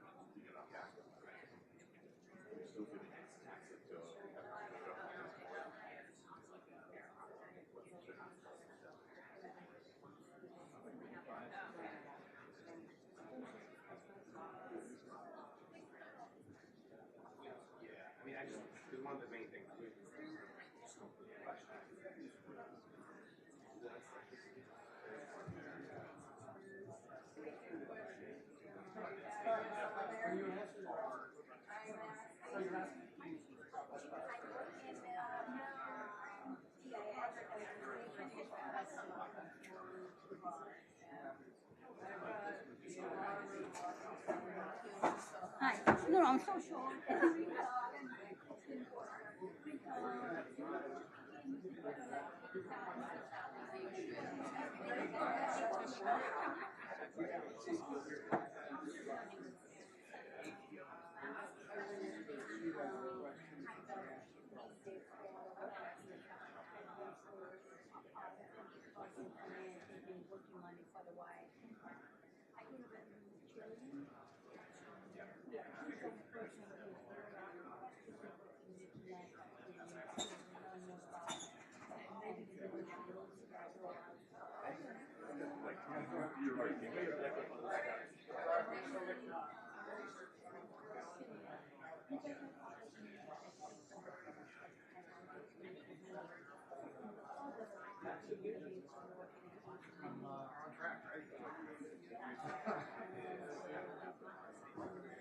All right.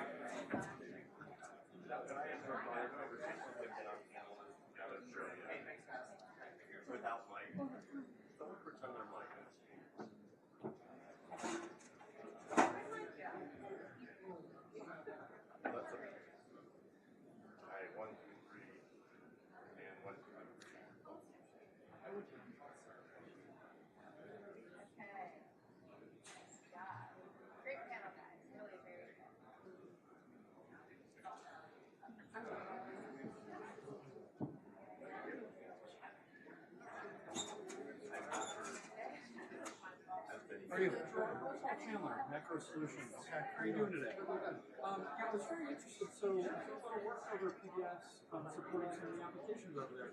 So, what's, how's that, how far along are they in terms of,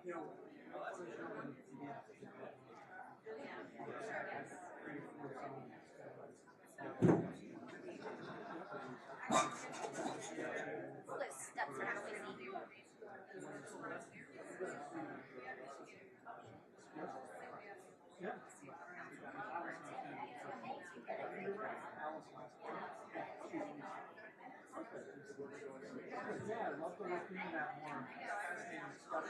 It's interesting to see the levels of maturity of everything out there. Tells you exactly what the level of interest is.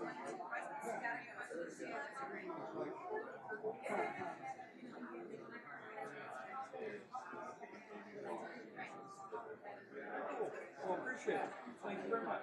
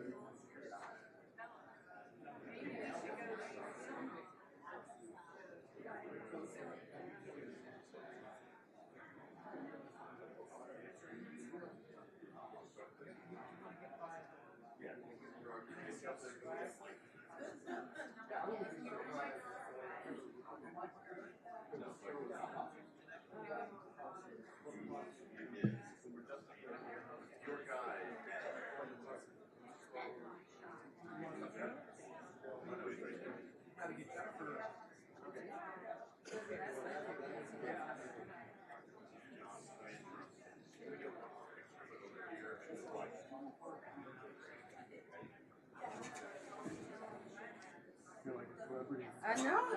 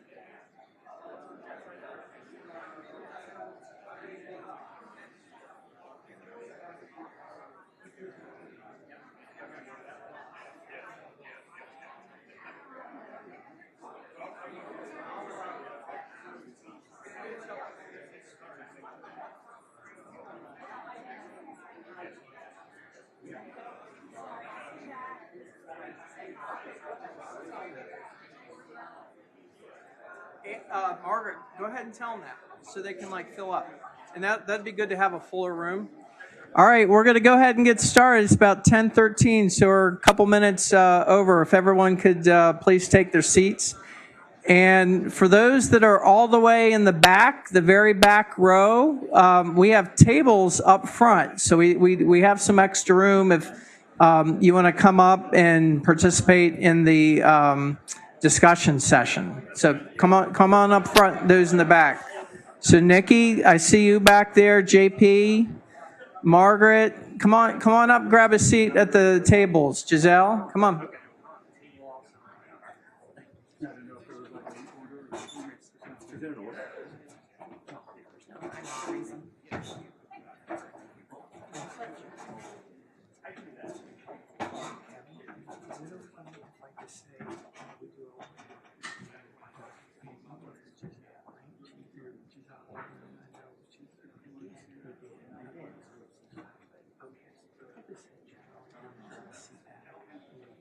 Okay.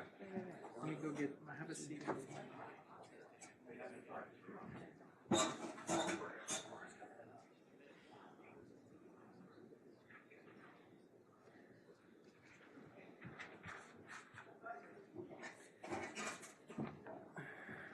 Okay, we're going to go ahead and get started. Ann, could I just say a little bit about the CPAG? Okay, just for everyone's awareness, we all know, a lot of things that go on with the AGA, with the intergovernmental partnership, all the, John Linsky is our, new AGA president. There's all ways to get involved. But one of the neat functions of the AGA is the Corporate Partners Advisory Group, CPAG. And I have had interactions with them throughout the years. I mean, we've done forums like this on just like we're thinking about RPA today. 3 years back, we engaged the CPAG to get their thoughts on ERM as we were kind of developing ERM in the government. So we're really grateful for our connection with industry, and glad you're here. So Kevin, I'm going to turn things over to you to moderate. We have Kevin Greer, he's the Vice President at CGI. We have Chris, I hope I pronounced this right, Garthier, with a manager with KPMG. I'm a KPMG alumni. Woo! Venkat Kodomundi, Director of Innovation at CGI. Paresh Patel, Director of Intelligence Automation Practice at Accenture. And then Jennifer Williams, Executive Director at Ernst & Young. So thank you so much to the CPAG. And Kevin, I'll turn things over to you. Thank you so much. Great. Thank you, Mike. And thank you all for your energy level and seeing the questions. We're excited to be here today. I'm sitting in as the chair of the Financial Systems and Technology Work Group for CPAG. We have about 25 firms that work within this work group, and we bring sort of a best collaborative communication amongst various topics. One of the things we've been working over the last year has been looking at this future of the CFO Office. What would the future look like? And we've been putting together a paper on that, and that will be published shortly. But one of the topics within that certainly is this idea of robotics process automation and what's happening. So we're excited to share some of the things that are being done in industry. For the panel that we brought together today, we open this up for those who wanted to share and are here willingly to display. Each of them come from global organizations, and our focus is going to be on what's happening in the commercial area. So with that, I want to just start with a story. I was at AGA PDT last week, and we had a panel down there, and one of my friends, Paul Bartley. Paul had worked in government for a number of years. Actually 9 years as the director of the Program Support Center at HHS. Does anybody in here know Paul by chance? A couple hands. So Paul, after 9 years of great service, left and went over to the private sector. He had gained a lot of experience in doing shared service work. He had overseen the center at PSC. So he went to a commercial organization, and this commercial organization, about 65,000 employees, shared service center of about 1,700 employees, providing a lot of the back office operational work.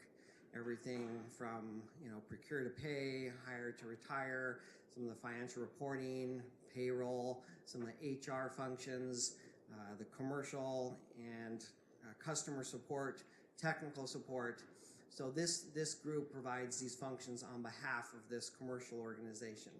And his goal and objective is to come in and provide the highest level of efficiency that this organization can.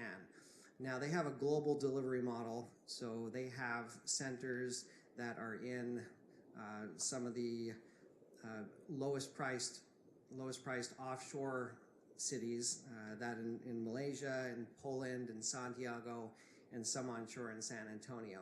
So they already have a pretty low cost delivery unit that's coming in. But as I spoke with Paul, he talked about some of the efforts that they're doing with RPA today. And about 3 years ago, this commercial entity, they provide medical devices on a global basis, but they went in and they started looking at RPA. It took them 9 months to go through their security challenges, working with the CIO organization and getting the government equivalent of ATO. As they went forward and received that, they got their first bot going. From there, they scaled up pretty dramatically and now have over 100 bots that are operating full-time across this organization.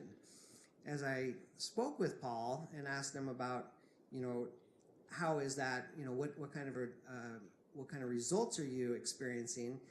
He said for every dollar we invest into this, we're receiving at least $2 back, despite the low cost workforce that they're utilizing. So I also asked, what's the impact that you are seeing?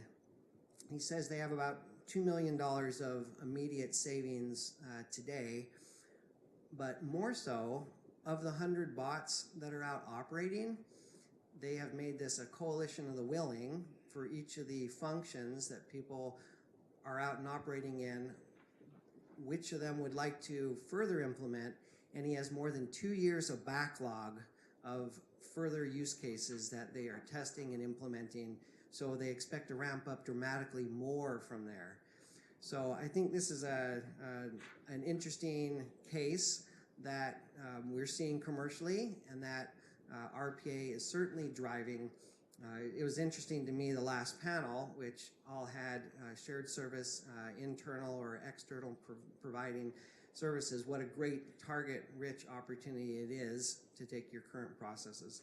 So, all right, so from that, with this expert panel that we have, I'm going to go down and ask each to introduce themselves, tell a little bit about what they're doing within the RPA environment today, and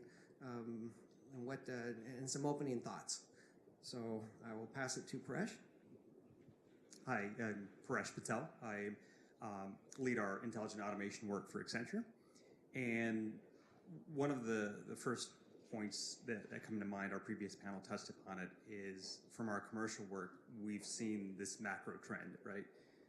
North America, more people are leaving the workforce than coming into it, right? So it's not a question of whether RPA should be done. I think it's going to be a question that every organization faces in order to become efficient, to sort of dig yourself out of that talent hole. That's going to be a driving factor, and that's one of the levers that you can use. We're seeing a number of use cases in commercial, right? So obviously finance is the big one, and it's thought of predominantly, but we've seen it in HR, onboarding, offboarding type of processes. In IT, a lot of the IT activities, whether it's help desk and sort of ticket functions, password resets, those type of areas. We've also seen back-end IT capabilities, server maintenance, monitoring, all the typical things that you see in a data center type of environment. So just some opening thoughts in terms of framing this. So Jennifer Williams with EY. EY is actually the world's third largest user of bots. We stay somewhere in that top 5. We've deployed over nearly 650 bots to date, freeing up just under 2 million hours of capacity annually. So we've been on this journey ourselves for over 2 years. We took the learnings from what we've done for ourselves, and we take that and how we apply that to assist our clients. And so, we've been working in the commercial space. The financial services organization was one of the first industries to really adopt this technology, and they went big very quickly as well. And what we're seeing is that other industries have been picking up the pace in terms of how they're adopting this, how they're considering using it. It is definitely something that we see being used. Primarily, almost every organization will start in the finance and accounting space, but then it quickly picks up steam and, HR, procurement, IT, although IT already has a lot of tools, so they look at RPA a little bit differently and maybe don't have as broad of an application, but without a case, there are use cases when you start thinking about identity access management and managing some of those types of processes. So I look forward to sharing what I've been working with commercial clients on this. Thank you all. Chris Gothier with KPMG. I feel like James Carville from Old School, what they said. This is a problem being on this end of the table. So I definitely echo the thoughts here. Financial services, RPA, what is RPA all about? Rules-based and or structured data. So finance, you have a lot of rules, you have structured data, numbers in Excel cells, it really lends itself. But as was pointed out by the panel before us, HR was quick to pick up on it. IT, as they're implementing it, suddenly realizes, we've got a lot of repetitive tasks. And so they start implementing it. So now on the commercial side, it's a pretty broad brush of who's getting into it. And if anyone watched the Super Bowl, we all know that logistics is now full into it with FedEx and Watson and others. And I think that's probably I'll close on this point, is just the trend in the commercial side is blurring of the lines between RPA and the rest of the intelligent automation spectrum, which is, I find it interesting that everybody on the panel here is not an RPA person, but an automation person. And what we're seeing is this blur between RPA, chatbots, AI systems, all supporting each other, working integrated. And interestingly enough, with some of our federal clients, we're starting to hear the same thing, especially the organizations that have already ventured into RPA are now going, this is really cool, what's next? And they're starting to ask those questions. So look forward to chatting more. Thank you. I lead innovation for CGI's federal practice, and as part of my innovation role, RPA is one of the hats I wear, and we also call RPA as part of our 5-step process, intelligent automation 5-step process. For CGI, there's a huge surge on the commercial side with interest in bots and RPA. We have about 250 experts around the globe that work on RPA, and we have about Momentum customers, about 190 customers. They're all coming to us and asking, what can we do, especially in shared services with RPA. And besides that, we internally have started automating our own processes using intelligent automation, payroll processing, HR leave reconciliation as an example, and our own internal contract closeouts we're starting to automate. We've actually identified about 25 processes that we can automate, and we're going through the process. So I'll stop at that. But in general, the spectrum that we're seeing in the industry is any industry, any technology. It's pretty much coming to. It's more of a function of where RPA can be used, and less of a function of which industry. Okay. The last panel had talked a lot about processes, what processes have good return on investments, how do you measure those, and how do you calculate those? So why don't we start with ideas on which processes you would start with, and how do you calculate a good ROI? Anyone? Yes. I'll start with one of the points that was alluded earlier, right? A bad process is going to be a bad automation, right? So you definitely want to look at all the things that you can do up front with these processes, Lean Six Sigma, even evaluate whether this is necessary. I think some of the conversations I've had in the government area is they've put in processes, things such as reports and all this stuff are generated around that. Folks leave, those things aren't even being utilized anymore. And so there's a lot of opportunity for cleanup. Things that are documented may not be actually performed the same way since it originated. So sort of truing up the documentation as well as examining the process in the meantime. The sort of criteria is I think, somewhat thrown around quite a bit, right? Repeatable, high volume, being able to have a rule-based as opposed to judgment-based where there's a lot of human determination involved. So that's kind of the criteria. I would say, when you're thinking about looking at how you calculate your ROI, there's obviously the very basic, it's, what's the labor effort and required, the transaction volume. But if you're just bringing it down to that dollar cents, but then you're not willing to reduce your headcount, you're giving a false impression. So we talk a lot about liberating the FTEs, but we also look at other criteria as part of the ROI mix that, are you improving data quality? And can you then look at it and say, we're going to save on rework hours down the road, or we're going to improve a process so that we no longer have a compliance issue. So, use identity access management again. So many organizations all have some type of financial audit finding around people not being deprovisioned from their systems access after they leave an organization, and bots can do that for you. So what type of quality improvements can you get? Also looking at, when you're thinking about bots as a force multiplier, so you're not intending to reduce headcount, but you're going to be able to redirect resources to other work that you previously have not been able to tackle. And so you're not having to hire new people, and you've not been able to hire new people anyway. So bots enable you now to get to that other workload that otherwise will still just never be addressed, because business as usual, particularly in a function like finance and accounting, has to keep getting done. You have to close the books every month. But you can't get into the deeper analytics. But using bots to take off some of that business as usual should be part of your ROI factoring. Adding on to what my colleagues are saying, I come from a technology world. I'm a techie. So RPA had different names a few years back. A lot of you know the buzzword DevOps. To me, it's an RPA.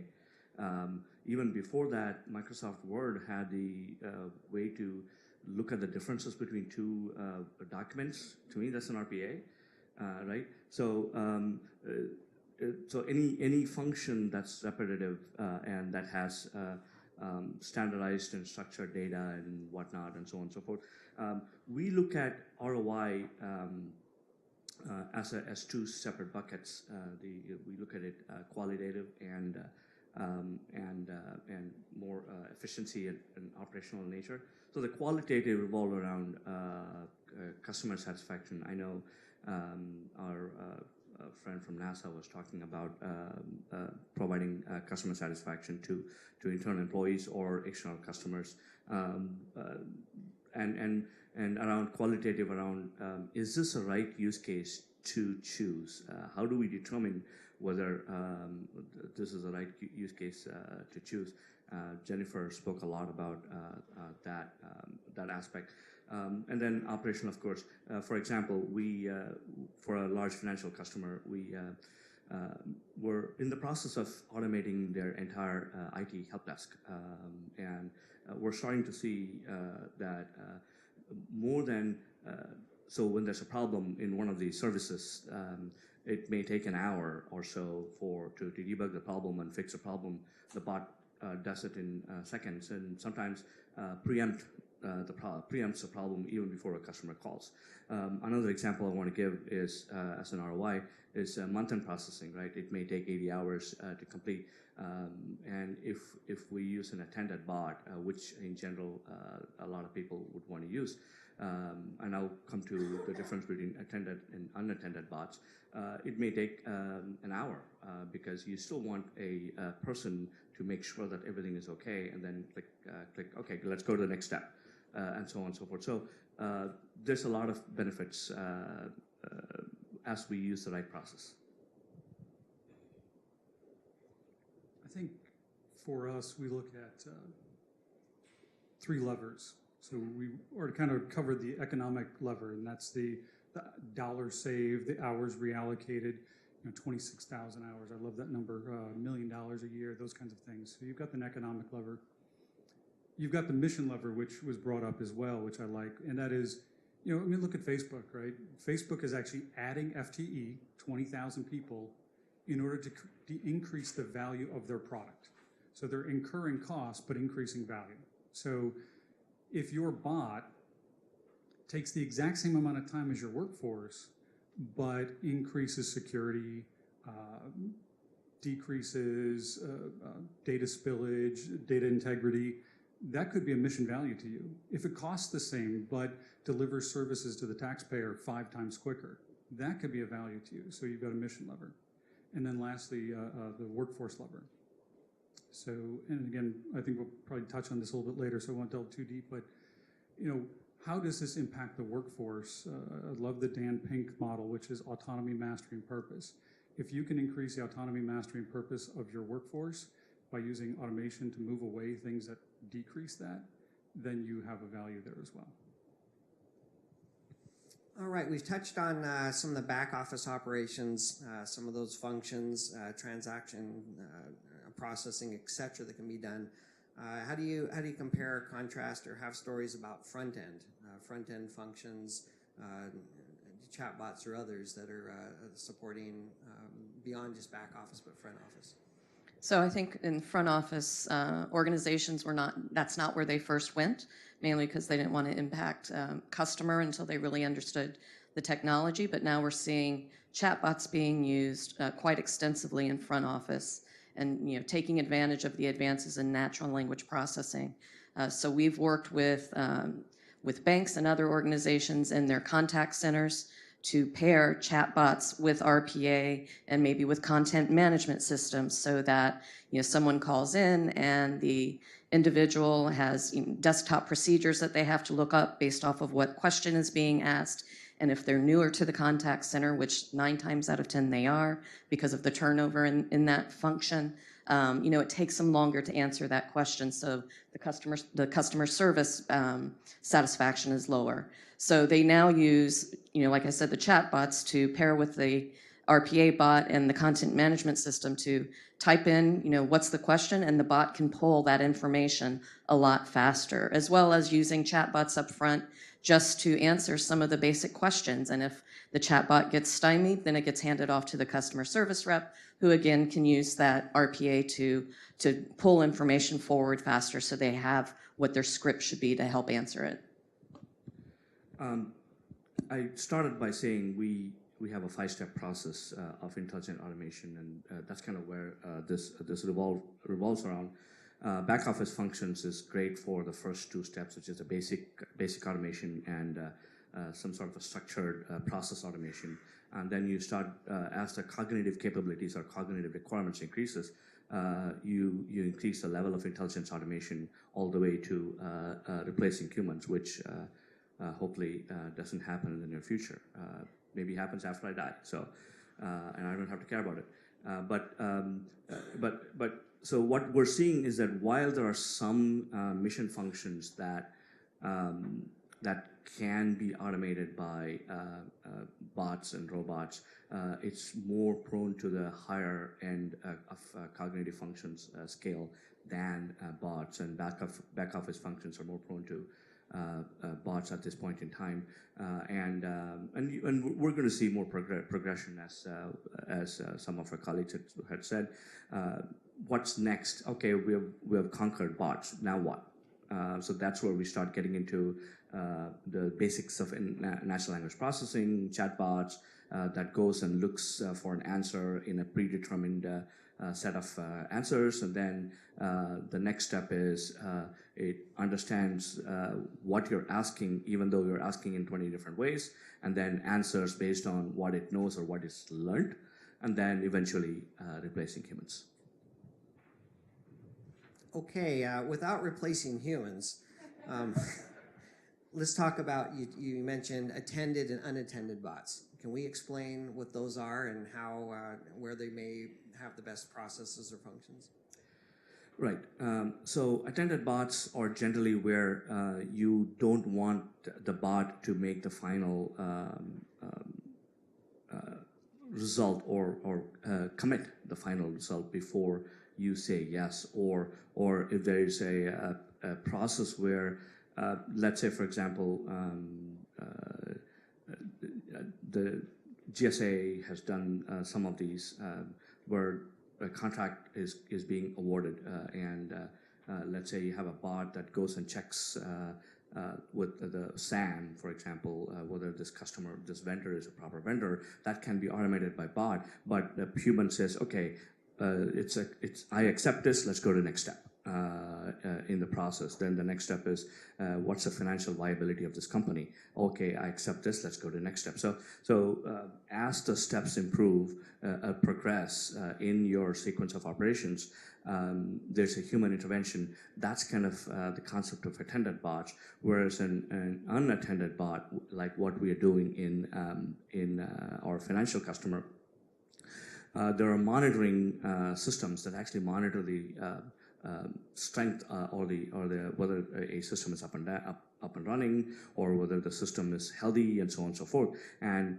as they see that the system is kind of degrading, it automatically starts this bot, and the bot automatically goes and checks the frequently asked questions or previously done knowledge base, and then it automatically goes and creates a ticket saying that I'm going to do this, and it automatically goes and restarts the service without any intervention from a human being, or without even a human being knowing it.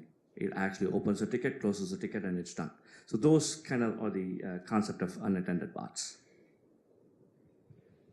Other thoughts or examples? One similar way to look at this is in terms of credentials, right? One of the biggest questions I get from my federal customers is, do the bots get their own credentials, or do they use human credentials? And obviously, it depends on the level of comfort within that organization. But when you've given the bot its own credentials, you give it the autonomy to operate in a continuous model. When you have user credentials, you always have a person logging in and sort of initializing that process, or kicking something off, waiting for the results, and then committing that transaction. All right, that's a good segue to talk about security, and security related to RPA.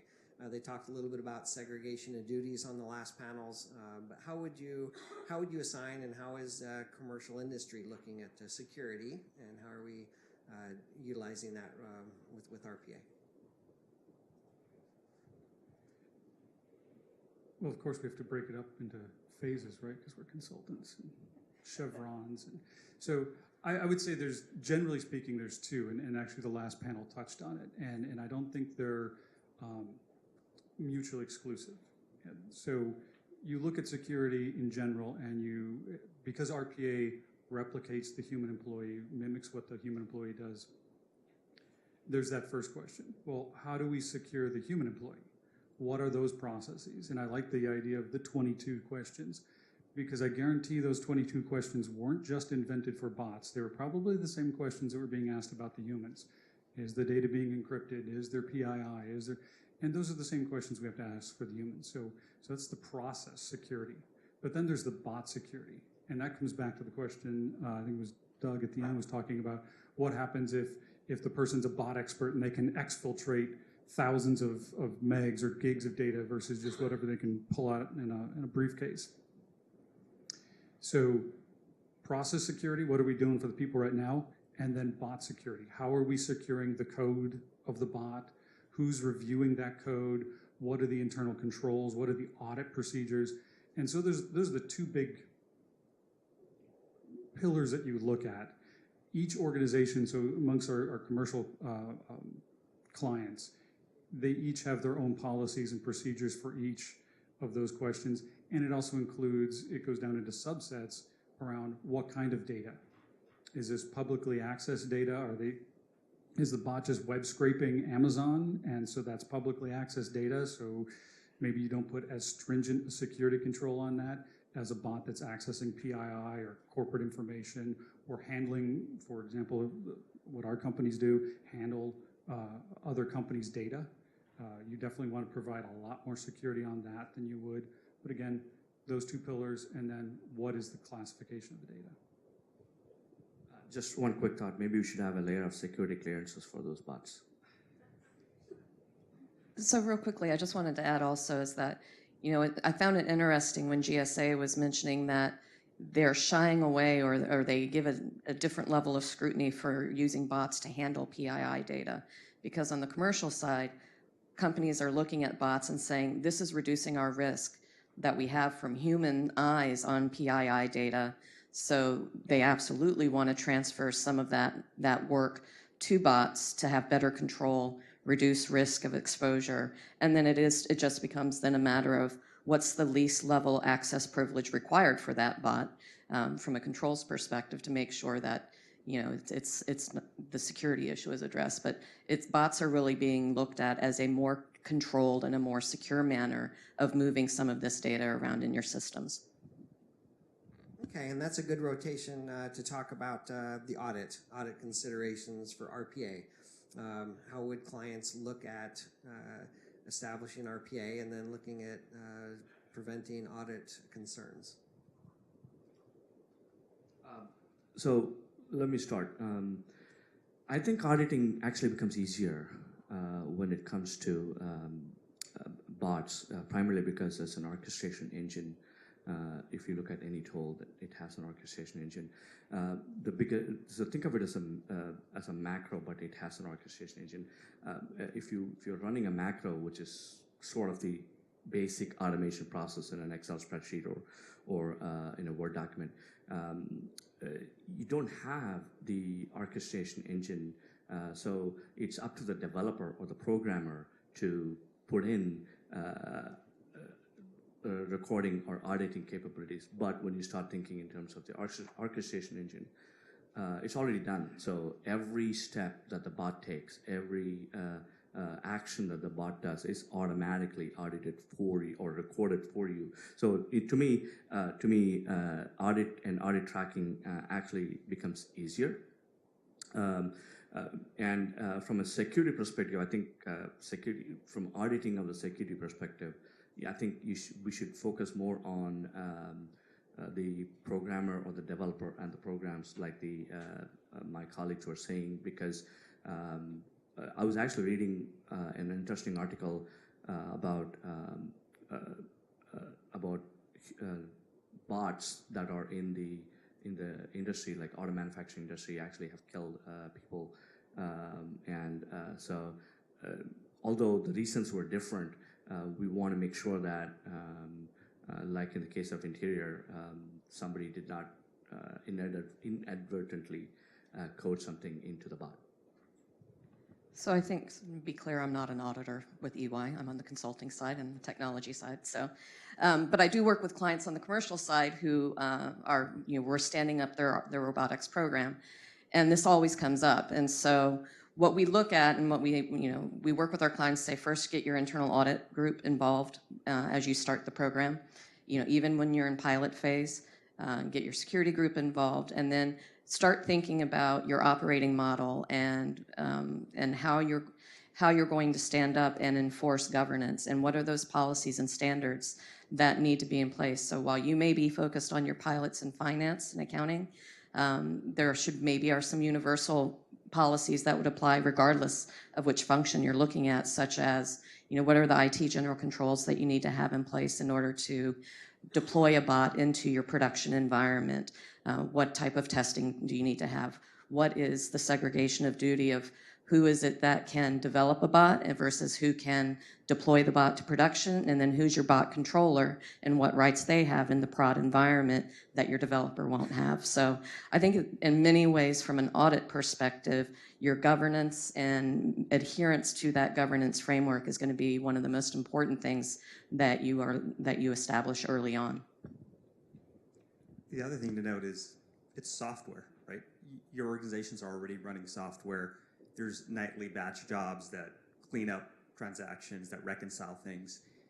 You should already have controls in place for that software, code reviews, migration to different environments, et cetera. So it's really just tweaking those processes to account for this.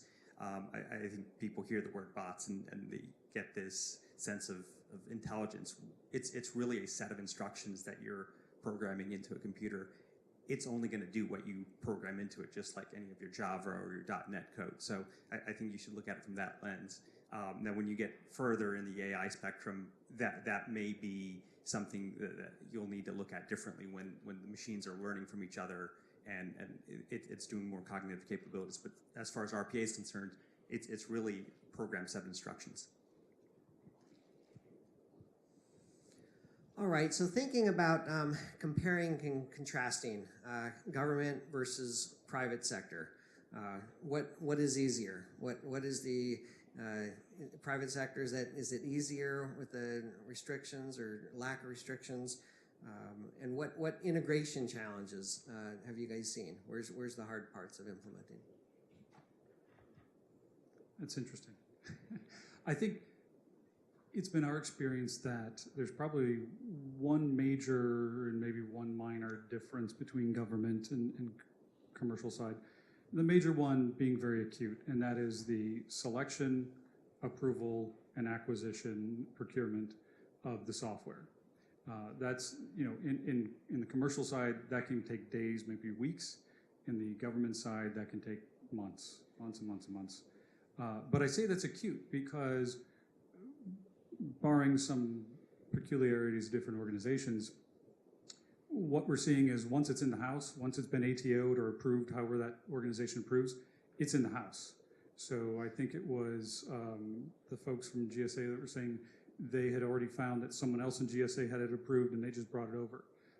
Our Navy client is seeing the same thing where it's been approved in one shop and then now everybody's using it. So that's an acute problem. The minor difference, I would say, is mission impact.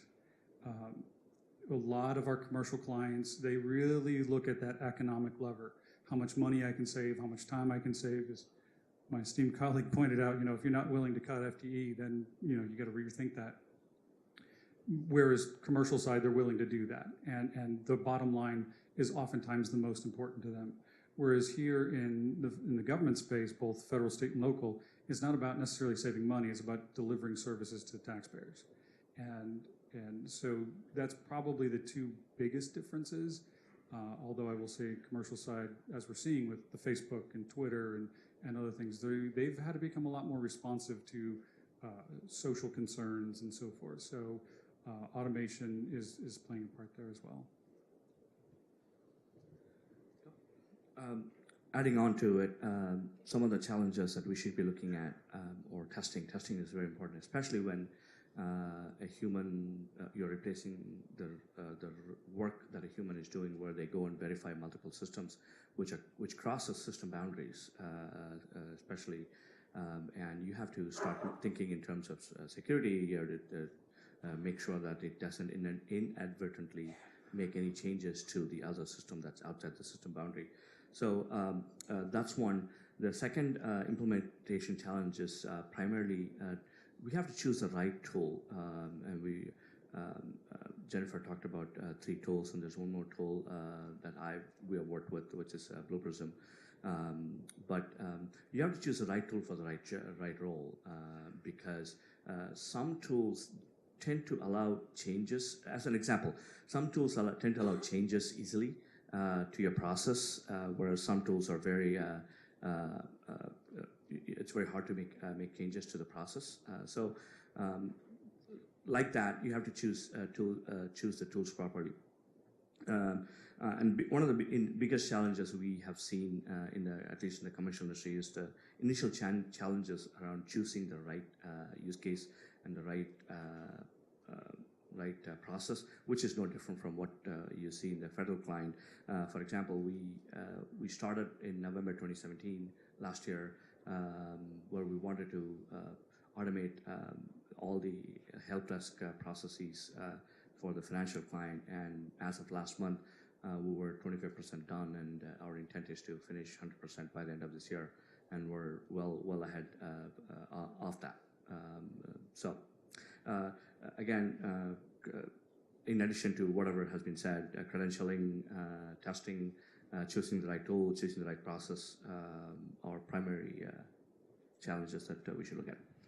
So I'd say, hopefully as the major RPA vendors get their tools through the FedRAMP process, the whole question of ATO and the challenge of procurement will become a little less of a roadblock, because that has been one of the biggest gating challenges to government getting really started. But I would also say that looking at it and in commercial side now, we are seeing a lot less interest in doing proof of concepts and a lot more in going directly to production pilots. There's an acceptance. We know this technology works. We know it's going to apply to us. We know we're going to get a bang for the buck for it. So we're not even worried about doing a real in-depth, detailed business case right now. We're going to get there as we understand more. But let's pick the right initial processes for our production pilots, and let's get it in, and let's get started, and let's start building our operating model. So I think that's really one of the major differences right now, is that acceptance and that need to just let's get going. The other thing I think is there's a maturity curve with this, right? Commercials got a head start on it, and they've done a lot of the foundational RPA work. Things like getting the tools in, identifying the processes, getting the current transactions into an automated fashion, right? So they're able to do more sophisticated things at this point, where in government, I think they're getting started. So they're laying down that foundation. And then I think they're right behind. I think they're catching up. Just based on the previous panel, Kevin and I were just chatting offline, and we're just like, it's amazing. Like in the past 18 months, the conversation in the federal community has gone from what is it to how can we get started to, we've got some front runners that are setting the pace for this, right? So I think the gap is closing pretty quickly. All right, why don't we shift and talk about change management and people issues. You mentioned in the private sector, oftentimes there's a bottom line profit, and how do you work with employees feeling displaced or replaced? How do you do that? We have a robust change management program from the beginning, organizational change management. As part of that operating model that I've alluded to, it's really important to have that as part of the discussion up front, to understand what your strategy is around RPA and intelligent automation in general, and how you're going to message that then to the organization. So if you've been given a mandate that you've got to cut headcount, but you still have to deliver the same services, then RPA can be a way to do that. And you can look at it saying, we're going to look at our retiring workforce, and we're going to start automating some of that work because we're not going to be able to backfill them. So we're using it as a knowledge transfer type of thing. It's also looking at it and saying, we want this to be a force multiplier. So I talk a lot about, we are liberating FTEs so that they can focus on other things. You have a cobot who is doing that drudgery of data preparation and serving it up to you so that you can spend the time doing analysis. And then the other piece of it, though, on the change management side is really looking at the people whose processes you're automating and saying, well, how much of your time are we freeing up? Are we liberating for you to focus on other things? And by the way, as we're planning how we're going to automate that work, we're also planning what we want you to do instead, so that when that bot goes live, you already know what you're going to be focusing on, so that you're going to have that new work. And if we need to train you into some specific skill set to refocus your time, then we're going to do that as well. So we're investing in you so that you can provide better value to the mission, as well as then you have better job satisfaction because you're not doing that day to day that just consumes time but adds no value to someone's job development and career development. I, again, completely agree. And it's true. I mean, whether it's commercial or federal, the workforce is important. It's the beating heart of any organization. And my table over here has already heard this, but I'll say it to the rest of you. One of the things I encourage folks to do, especially the more senior you are, because it might have been a while since you've been down in the trenches and been doing the work. Whiteboard, piece of paper, 2 groups. Group 1, things I really don't like doing in my job. Group 2, things that get me out of bed, things that energize me at work. Group 1, guaranteed, monotonous, rules-based, tedious, repetitive, things that the modern workforce doesn't like doing. And that is a great grouping of candidates for automation. And the other side is a great area to move those liberated employees into. Wouldn't you rather be doing this than this? Absolutely. So as the earlier panel pointed out, you can actually get the workforce engaged in self-selecting tasks that they want to move out of and apply their skills and knowledge, skills, and abilities. Again, this workforce, if you've got CPAs and they're processing vouchers and they've got TSSCI clearances, they're going to last about 6 months before they quit and go do something else. So autonomy, mastery, and purpose. I can't think of a single agency that doesn't have any sort of backlog, right? So I think that would be a great place to start. Is let's address the backlogs, right? There's things in terms of change management and all of that, and that's very important to this, by the way. I think the change management is more important than the technology. The technology is proven and it can be squared away. But backlog is a great place to start. The other things I think we've alluded to earlier, sort of the personification of these bots, right? The camaraderie, naming them, birthdays for bots, funerals for bots. We've seen a lot of that. The lingo has changed, right? In a lot of these places where it's not a bot, it's not a thing, but it's your digital coworker, right? And let's invite them in. It's almost like bringing them into your organization. So there's an element of that. Communication. I mean, it's simple, basic. We've seen this in the ERP days. We've seen it with any sort of system modernization, right? Make folks aware of what's coming, train them, have a role identified for them post-bot, right? So we're saying, all right, we're going to repurpose these tasks. What will you be doing? Have those conversations up front and get them comfortable. If they know that there is a path for migration, they'll be a lot more embracing to it. All right, one more question, and we're seeing this certainly in industry, but how do you organize around an enterprise-wide strategy versus a department going in and doing siloed portions of RPA and then maybe not seeing the success that was hoped? How do you get the big bang for the buck as an enterprise-wide view? Start with Jennifer. So I think this is one area where we've seen organizations quickly stumble because they've gone from proof of concept and pilot within a department, haven't really thought about an operating model beyond that, but then all of a sudden, the people were knocking on the doors from the other functions, and people say, oh yeah, well, we've got these licenses from these guys, so here, you can use some of the licenses we've already procured. And they start doing their own thing, or they start going with a different vendor. And quickly, they don't realize any value out of it because they haven't coordinated. So you can have either a tightly centralized or a federated model, but there are some core things that you should always be making sure that there's an enterprise view to. So up front, and we work with our clients quite frequently where we're starting with them with one department, but we are looking at the operating model. At EY, we believe there's 5 key pillars to the operating model, and how you organize in order to address and manage those 5 pillars is really important. Again, based off of your own your own current structure as an enterprise. You may choose to be highly centralized, or you may choose to have that small, tight, centralized group that controls certain things, and the federated organizations are going to follow the standards that you put in place, follow the governance and policies. They're going to use your platform. You'll be in charge of looking at what's the upgrade schedule, et cetera. So at EY, we took a little bit of a different approach for ourselves. We are a global firm, but we're also comprised of member firms around the world. So we have federated the intake and the demand management process, but we have centralized all of our what we call the process lifecycle, the bot development and maintenance and whatnot. So for us, that works really well based off of our organizational structure. It's not a cookie cutter effect, but there certainly are principles that you can use to apply to different as you consider it for yourselves.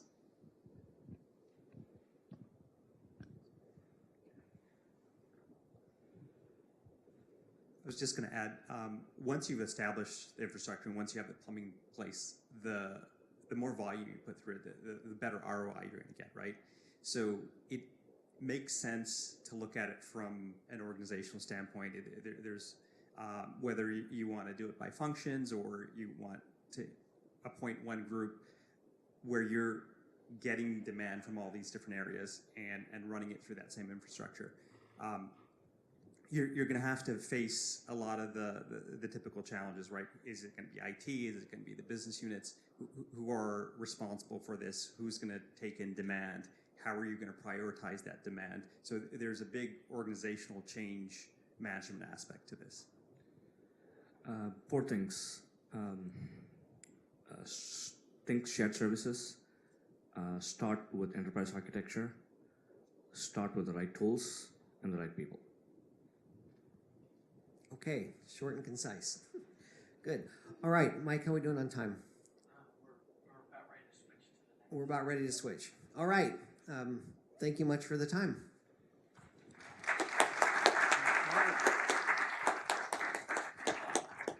Thank you, Kevin, so much. And we're going to, Margaret Moon of NSF, she's going to introduce the next final segment of our event today. Hi. So we're going to switch gears now, and we're going to work in our table groups. And this is a part of the session where we want to hear from you. So we want to discuss the 4 questions here that are on your agenda. What are the risks? What information do you need to get started? What criteria should be considered for ROI? And what results from the RPA pilots should be shared with others for benefit? So each of the tables should have a CPAG member to take notes. And if we could have everyone in the back, Cindy, come sit up at the tables and work together to address these questions.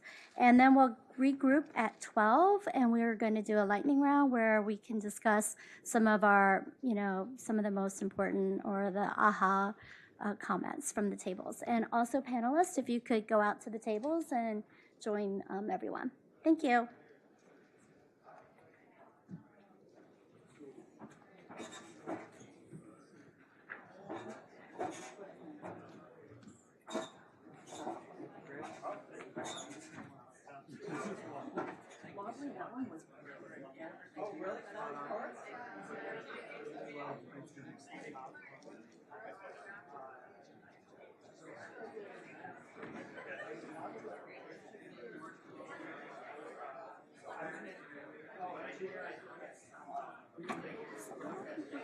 We don't need to record this part, but at noon, when we do the...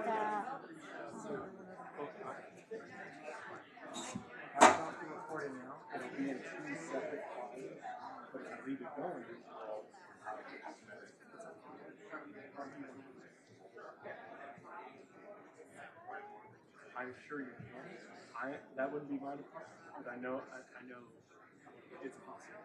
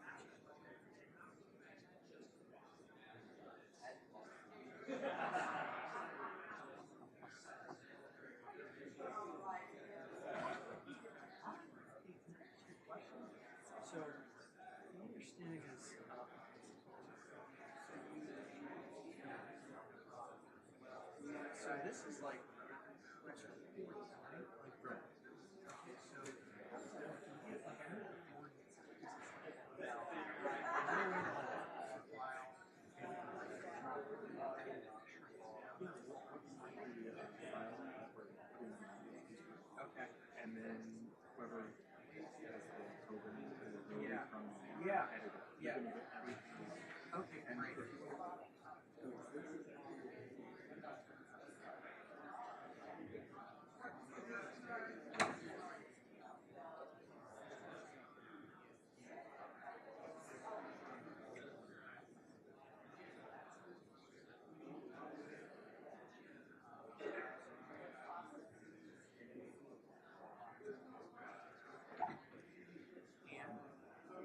And?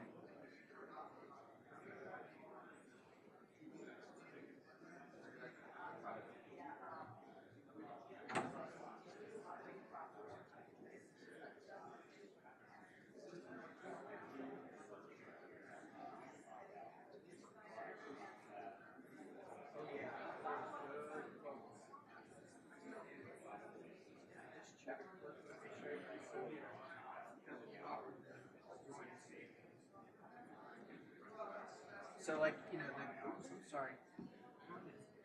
This is our controls. So he was saying we'll get like an entire file.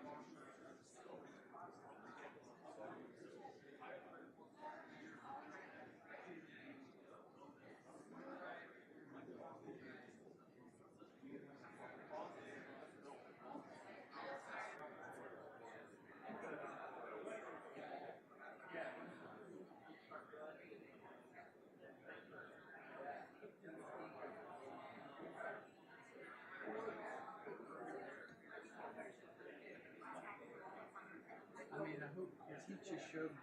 You just hit the button. But I'm having trouble.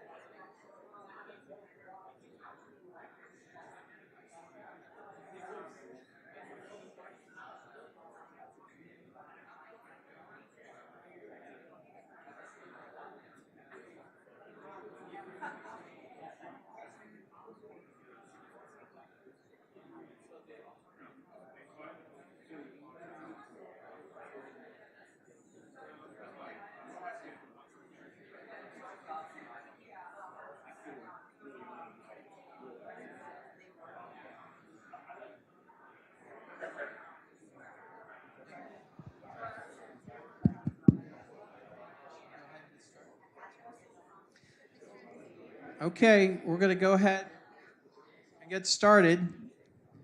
What we'll do is we'll just do don't feel like you have to go through everything, but if there's like one or two key takeaways or aha moments, if you could just share that with the group, and we'll be taking pictures of all your readouts so we can capture and document things.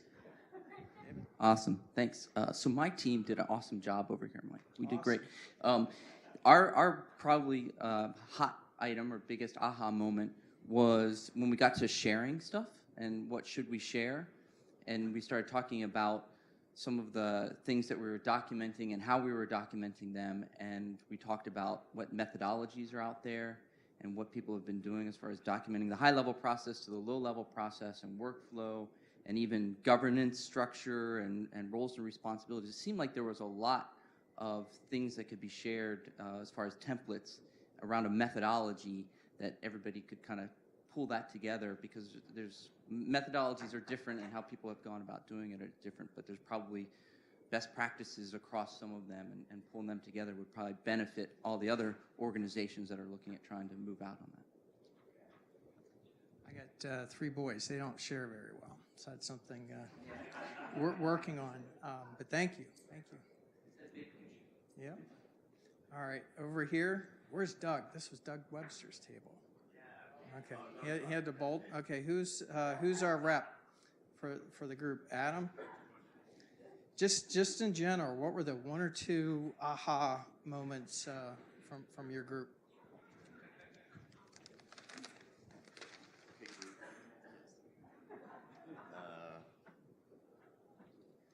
I think one of the ahas was that automation is good, but when we automate more and more things, you're losing out on the number of people who actually are familiar with the processes themselves and how they need to work. I'm going to leave it at that one so people remember. It was so good. Because you won't know how to do the process when you have a problem. Okay. All right, this table, what was your key, Matt? Okay.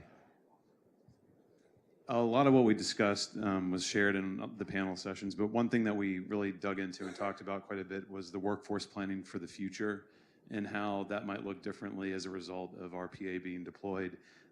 Not only that, but it'll be specific to each agency. So we talked about some agencies are really driven mission-wise by logistics. And so where their workforce will redeploy is through some of those logistic core mission capabilities. Others, it's going to be customer service. And so those differences in where folks realign or refocus based on being freed up somewhat from RPA, it's really going to depend on the agency that they support. And so there'll be a whole new set of interesting qualities and characteristics that workforce can take on. Great, thanks, Matt. Okay, who's our rep at this table? Paul? Yes. So I'm not one for whiteboards, iPad. Couple of things here. So there was a lot of interest in the lessons that folks at NASA have learned, what specifically they went through, what contract they utilized, how it would apply elsewhere. So I think people are very interested in learning more about that. There was a lot of discussion around change management, some of the challenges there, a lot of discussion around qualitative versus quantitative benefits, and what would resonate at the leadership level. There was a little discussion around security, and one of the individuals at the table comes from a military organization which has a different layer of security that tolerance or risk tolerance, perhaps, that you would say. And then the last thing that we talked about a little bit here at the end was shared services, and whether RPA is ready for shared services or not. There was a little disagreement on that, and potentially maybe some of the smaller agencies that are more likely to be using shared service providers, there might be some more commonality there, and you can take advantage of that.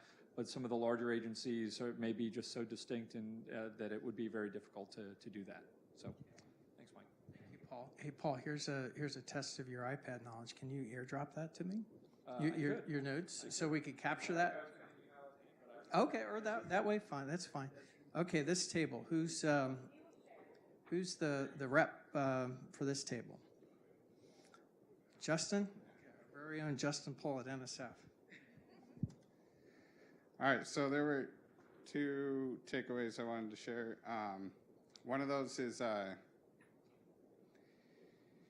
during these early stages, the pilot stages, identifying your other agency stakeholders that may eventually use this earlier into the process to have that big picture early on so that you can scale from that pilot stage to that enterprise stage and making those plans early on.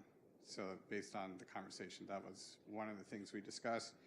And then also for the sharing of information, potentially asking the CFO Council to facilitate the creation of a cross-government working group that exists for other topics where something like the OMB Max page could be utilized for these lessons learned and the other documents that have been created to be shared in a central location. So if a smaller agency or an agency that hasn't been involved yet, they can basically just join that group and then get access to all that information rather than trying to track down who do I need to contact at NASA or who do I need to contact at Interior to, they can have that group be the place to go. Very good. Okay, who's the rep back here? Is that you? Brittany? Thank you, Brittany. You stole some of my thunder.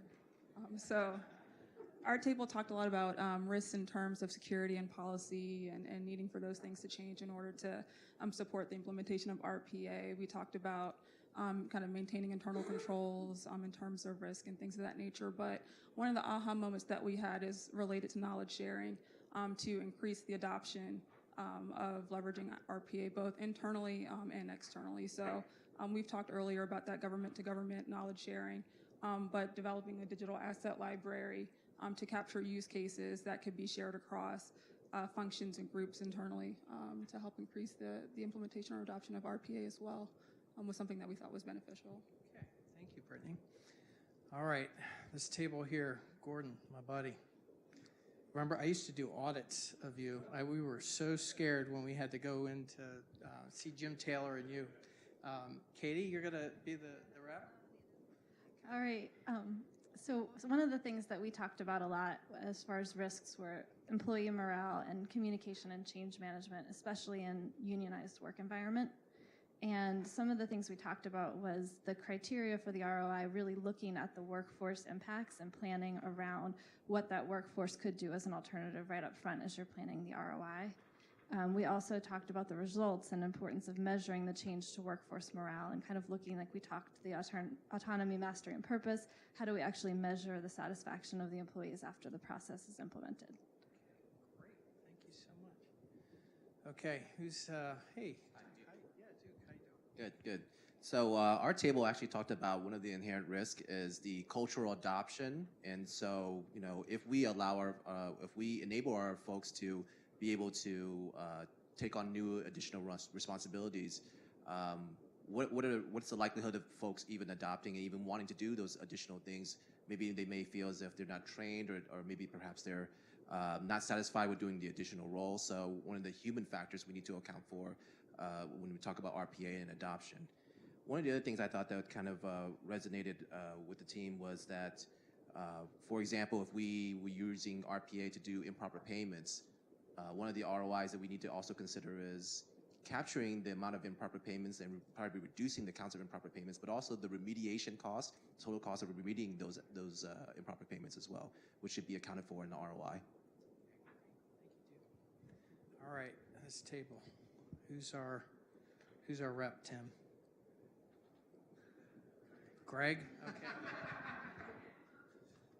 Well, as the representative of this table, I can tell you right now we didn't follow instructions at all. So, actually, it was just a lot of discussion about some of the risks that we saw, some of the concerns that we have about this process, and one of them I think that we all agreed upon was the fact that as CFOs are really hot to make this a new thing in every organization and want to really adopt this and say that we're working robotics, that without a strong governance, we're worried. We had some of the presenters talk about having 100 bots, having 600 bots already, but you've established this bot culture where they're doing all these activities and then you go through a systems enhancement. And there's government mandates as well that come out, and now all these processes that you've set up now need to change. And you've even adjusted your workforce to, well, now we don't need to worry about that anymore. We can focus in other areas. And it brings on a lot of additional risks with fully adopting this to the level that, you know, we think everybody wants it to be.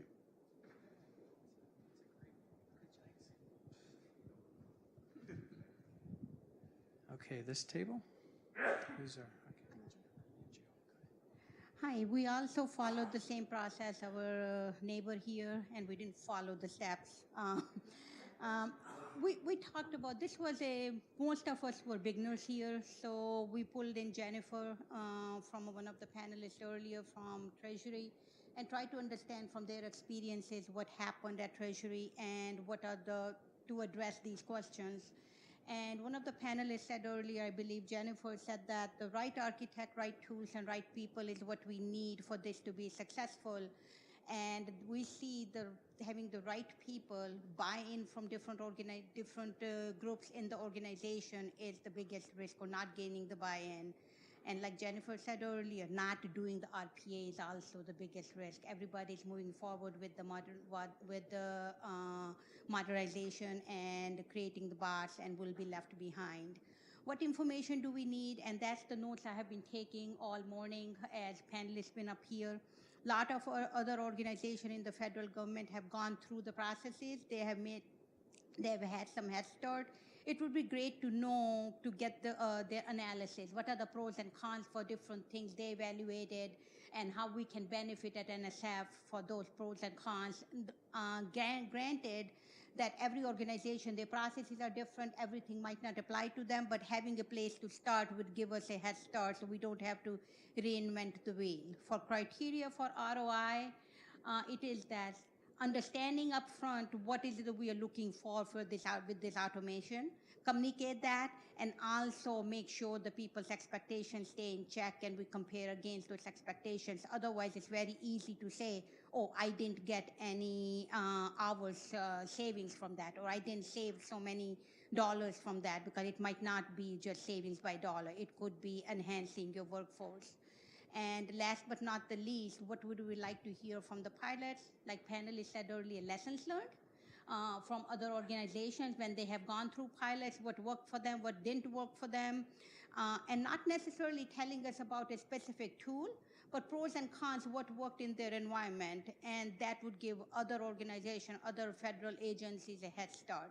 And also having our private sector here at the table, it would also benefit them. Okay. Oh.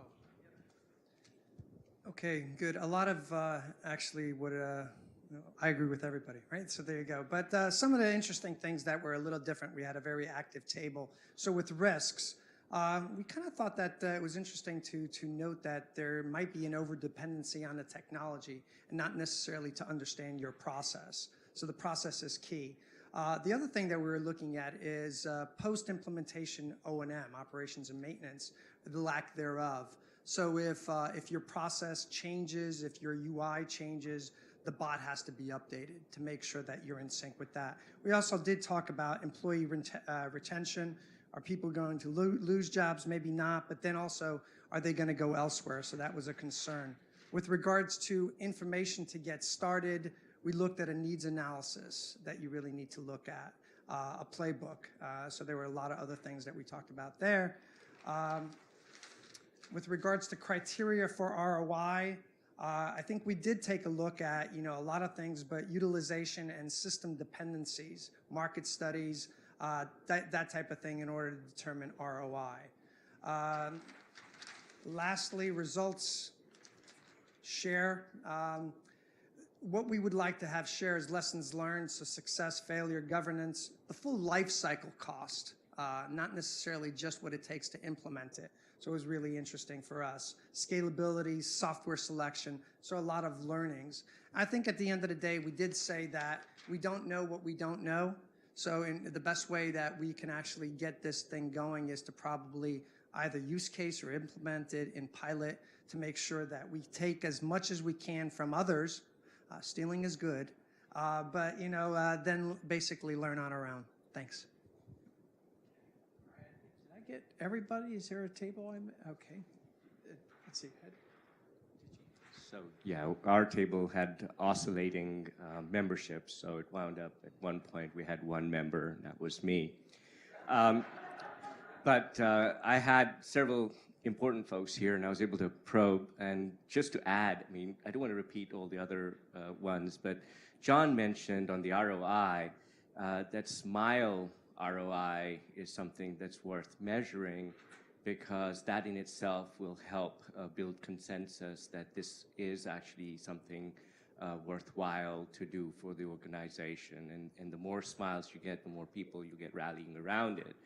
And lastly, just sort of building on Bo's last point about that use case, one of the members here was from DOD, Office of the USD Comptroller, and he suggested that just having people write two examples of what are some of the experimental use cases that are going on, some sort of brief summary. It doesn't have to have all the details, but just ideas, and throwing those ideas into a place where people can kind of go and visit, so that spawns some additional thoughts about how to use the technology and how simple it can be or how complicated it can be.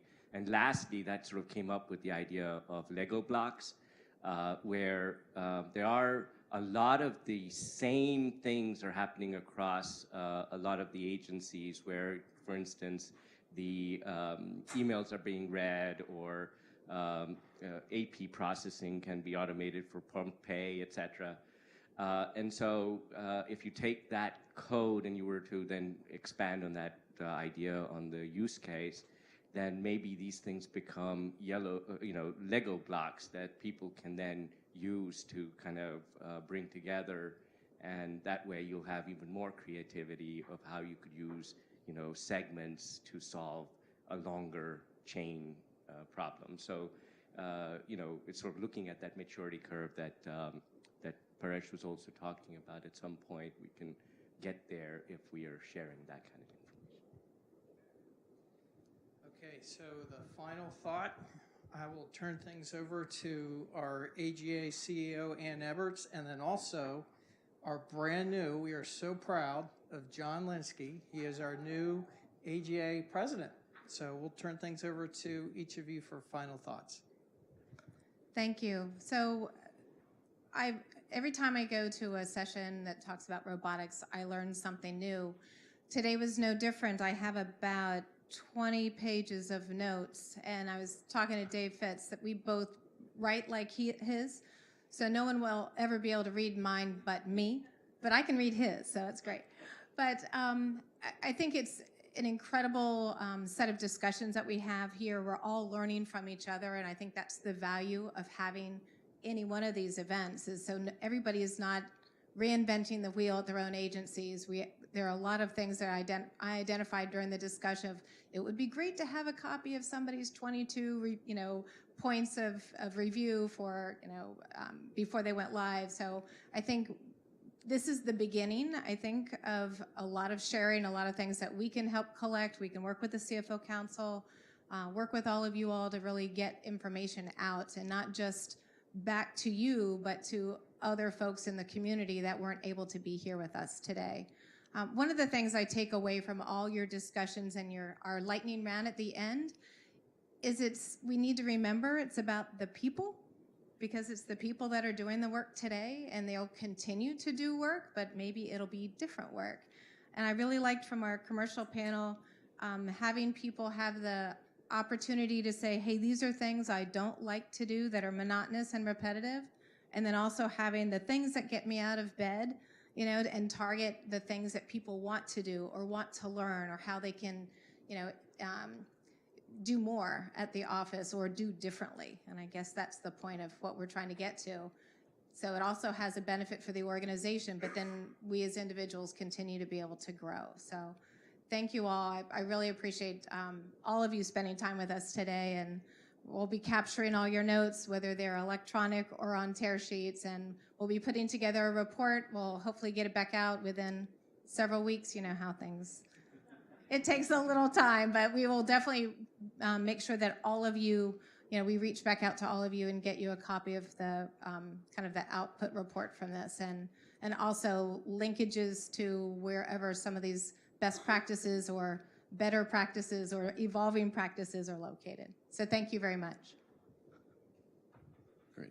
Thank you, Ann. Thank you, Mike. So as people mentioned, I'm wearing two hats as AGA National President, also as NSF Controller. So I just received the AGA National President gavel last week, and so this is my first official AGA function, and the great thing is I got to do it at home. I got to do it right here at NSF, so it's kind of special for me. So I did want to kind of mention that. I hope you all enjoyed the discussion on the RPA, as we really think that this is going to change government financial management. And as Tanshu was mentioning, I have kind of a saying about it, is digital employees assisting our employees to achieve SMILE return on investment. And SMILE return on investment, what I'm really talking about there is that we all have a lot of employees that are doing mundane tasks. And if we can get them out of doing those mundane tasks and doing a lot of things that they want to get up out of bed and do, that's what we really want to achieve with our robotic process automation. So my boss, Mike, here, he had a vision. So I'm so glad that we could actually, bring this vision to reality and hold this forum today and for you all. And I'm really glad my boss, Teresa, she left, but I'm glad that she let Mike and I run with this and kind of go crazy with it a little bit and bring this to you today. So I have a bunch of thank yous. This would not be possible without the great work of so many people. So I do want to thank a bunch of people. So first I want to thank AGA, Ann Eberts, Susan Fritzlin, Dana and Cherry, they're in the back, and other AGA staff. I want to thank them for running this forum, for providing the registration and the CPEs and all the other things that they did behind the scenes. I want to thank AJ's Corporate Partner Advisory Group and their Financial System Technology Work Group and Kevin Greer for facilitating the corporate panel. Thank you, Kevin.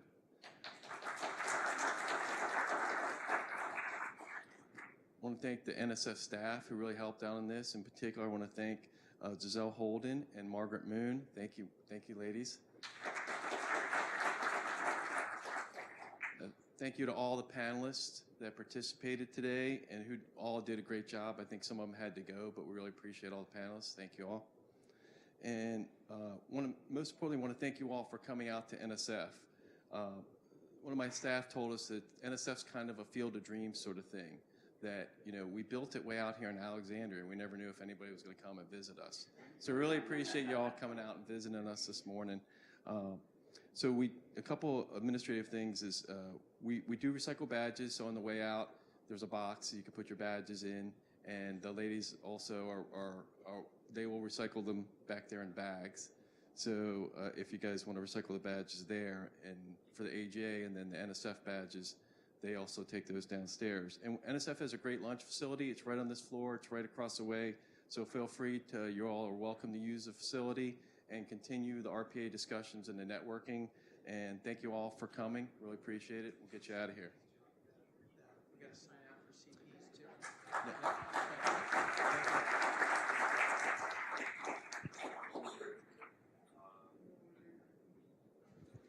Yeah, so Dana or Cherry, if you'll make sure that folks, if they need CPEs, will sign out on their way out, that'd be great. Thank you.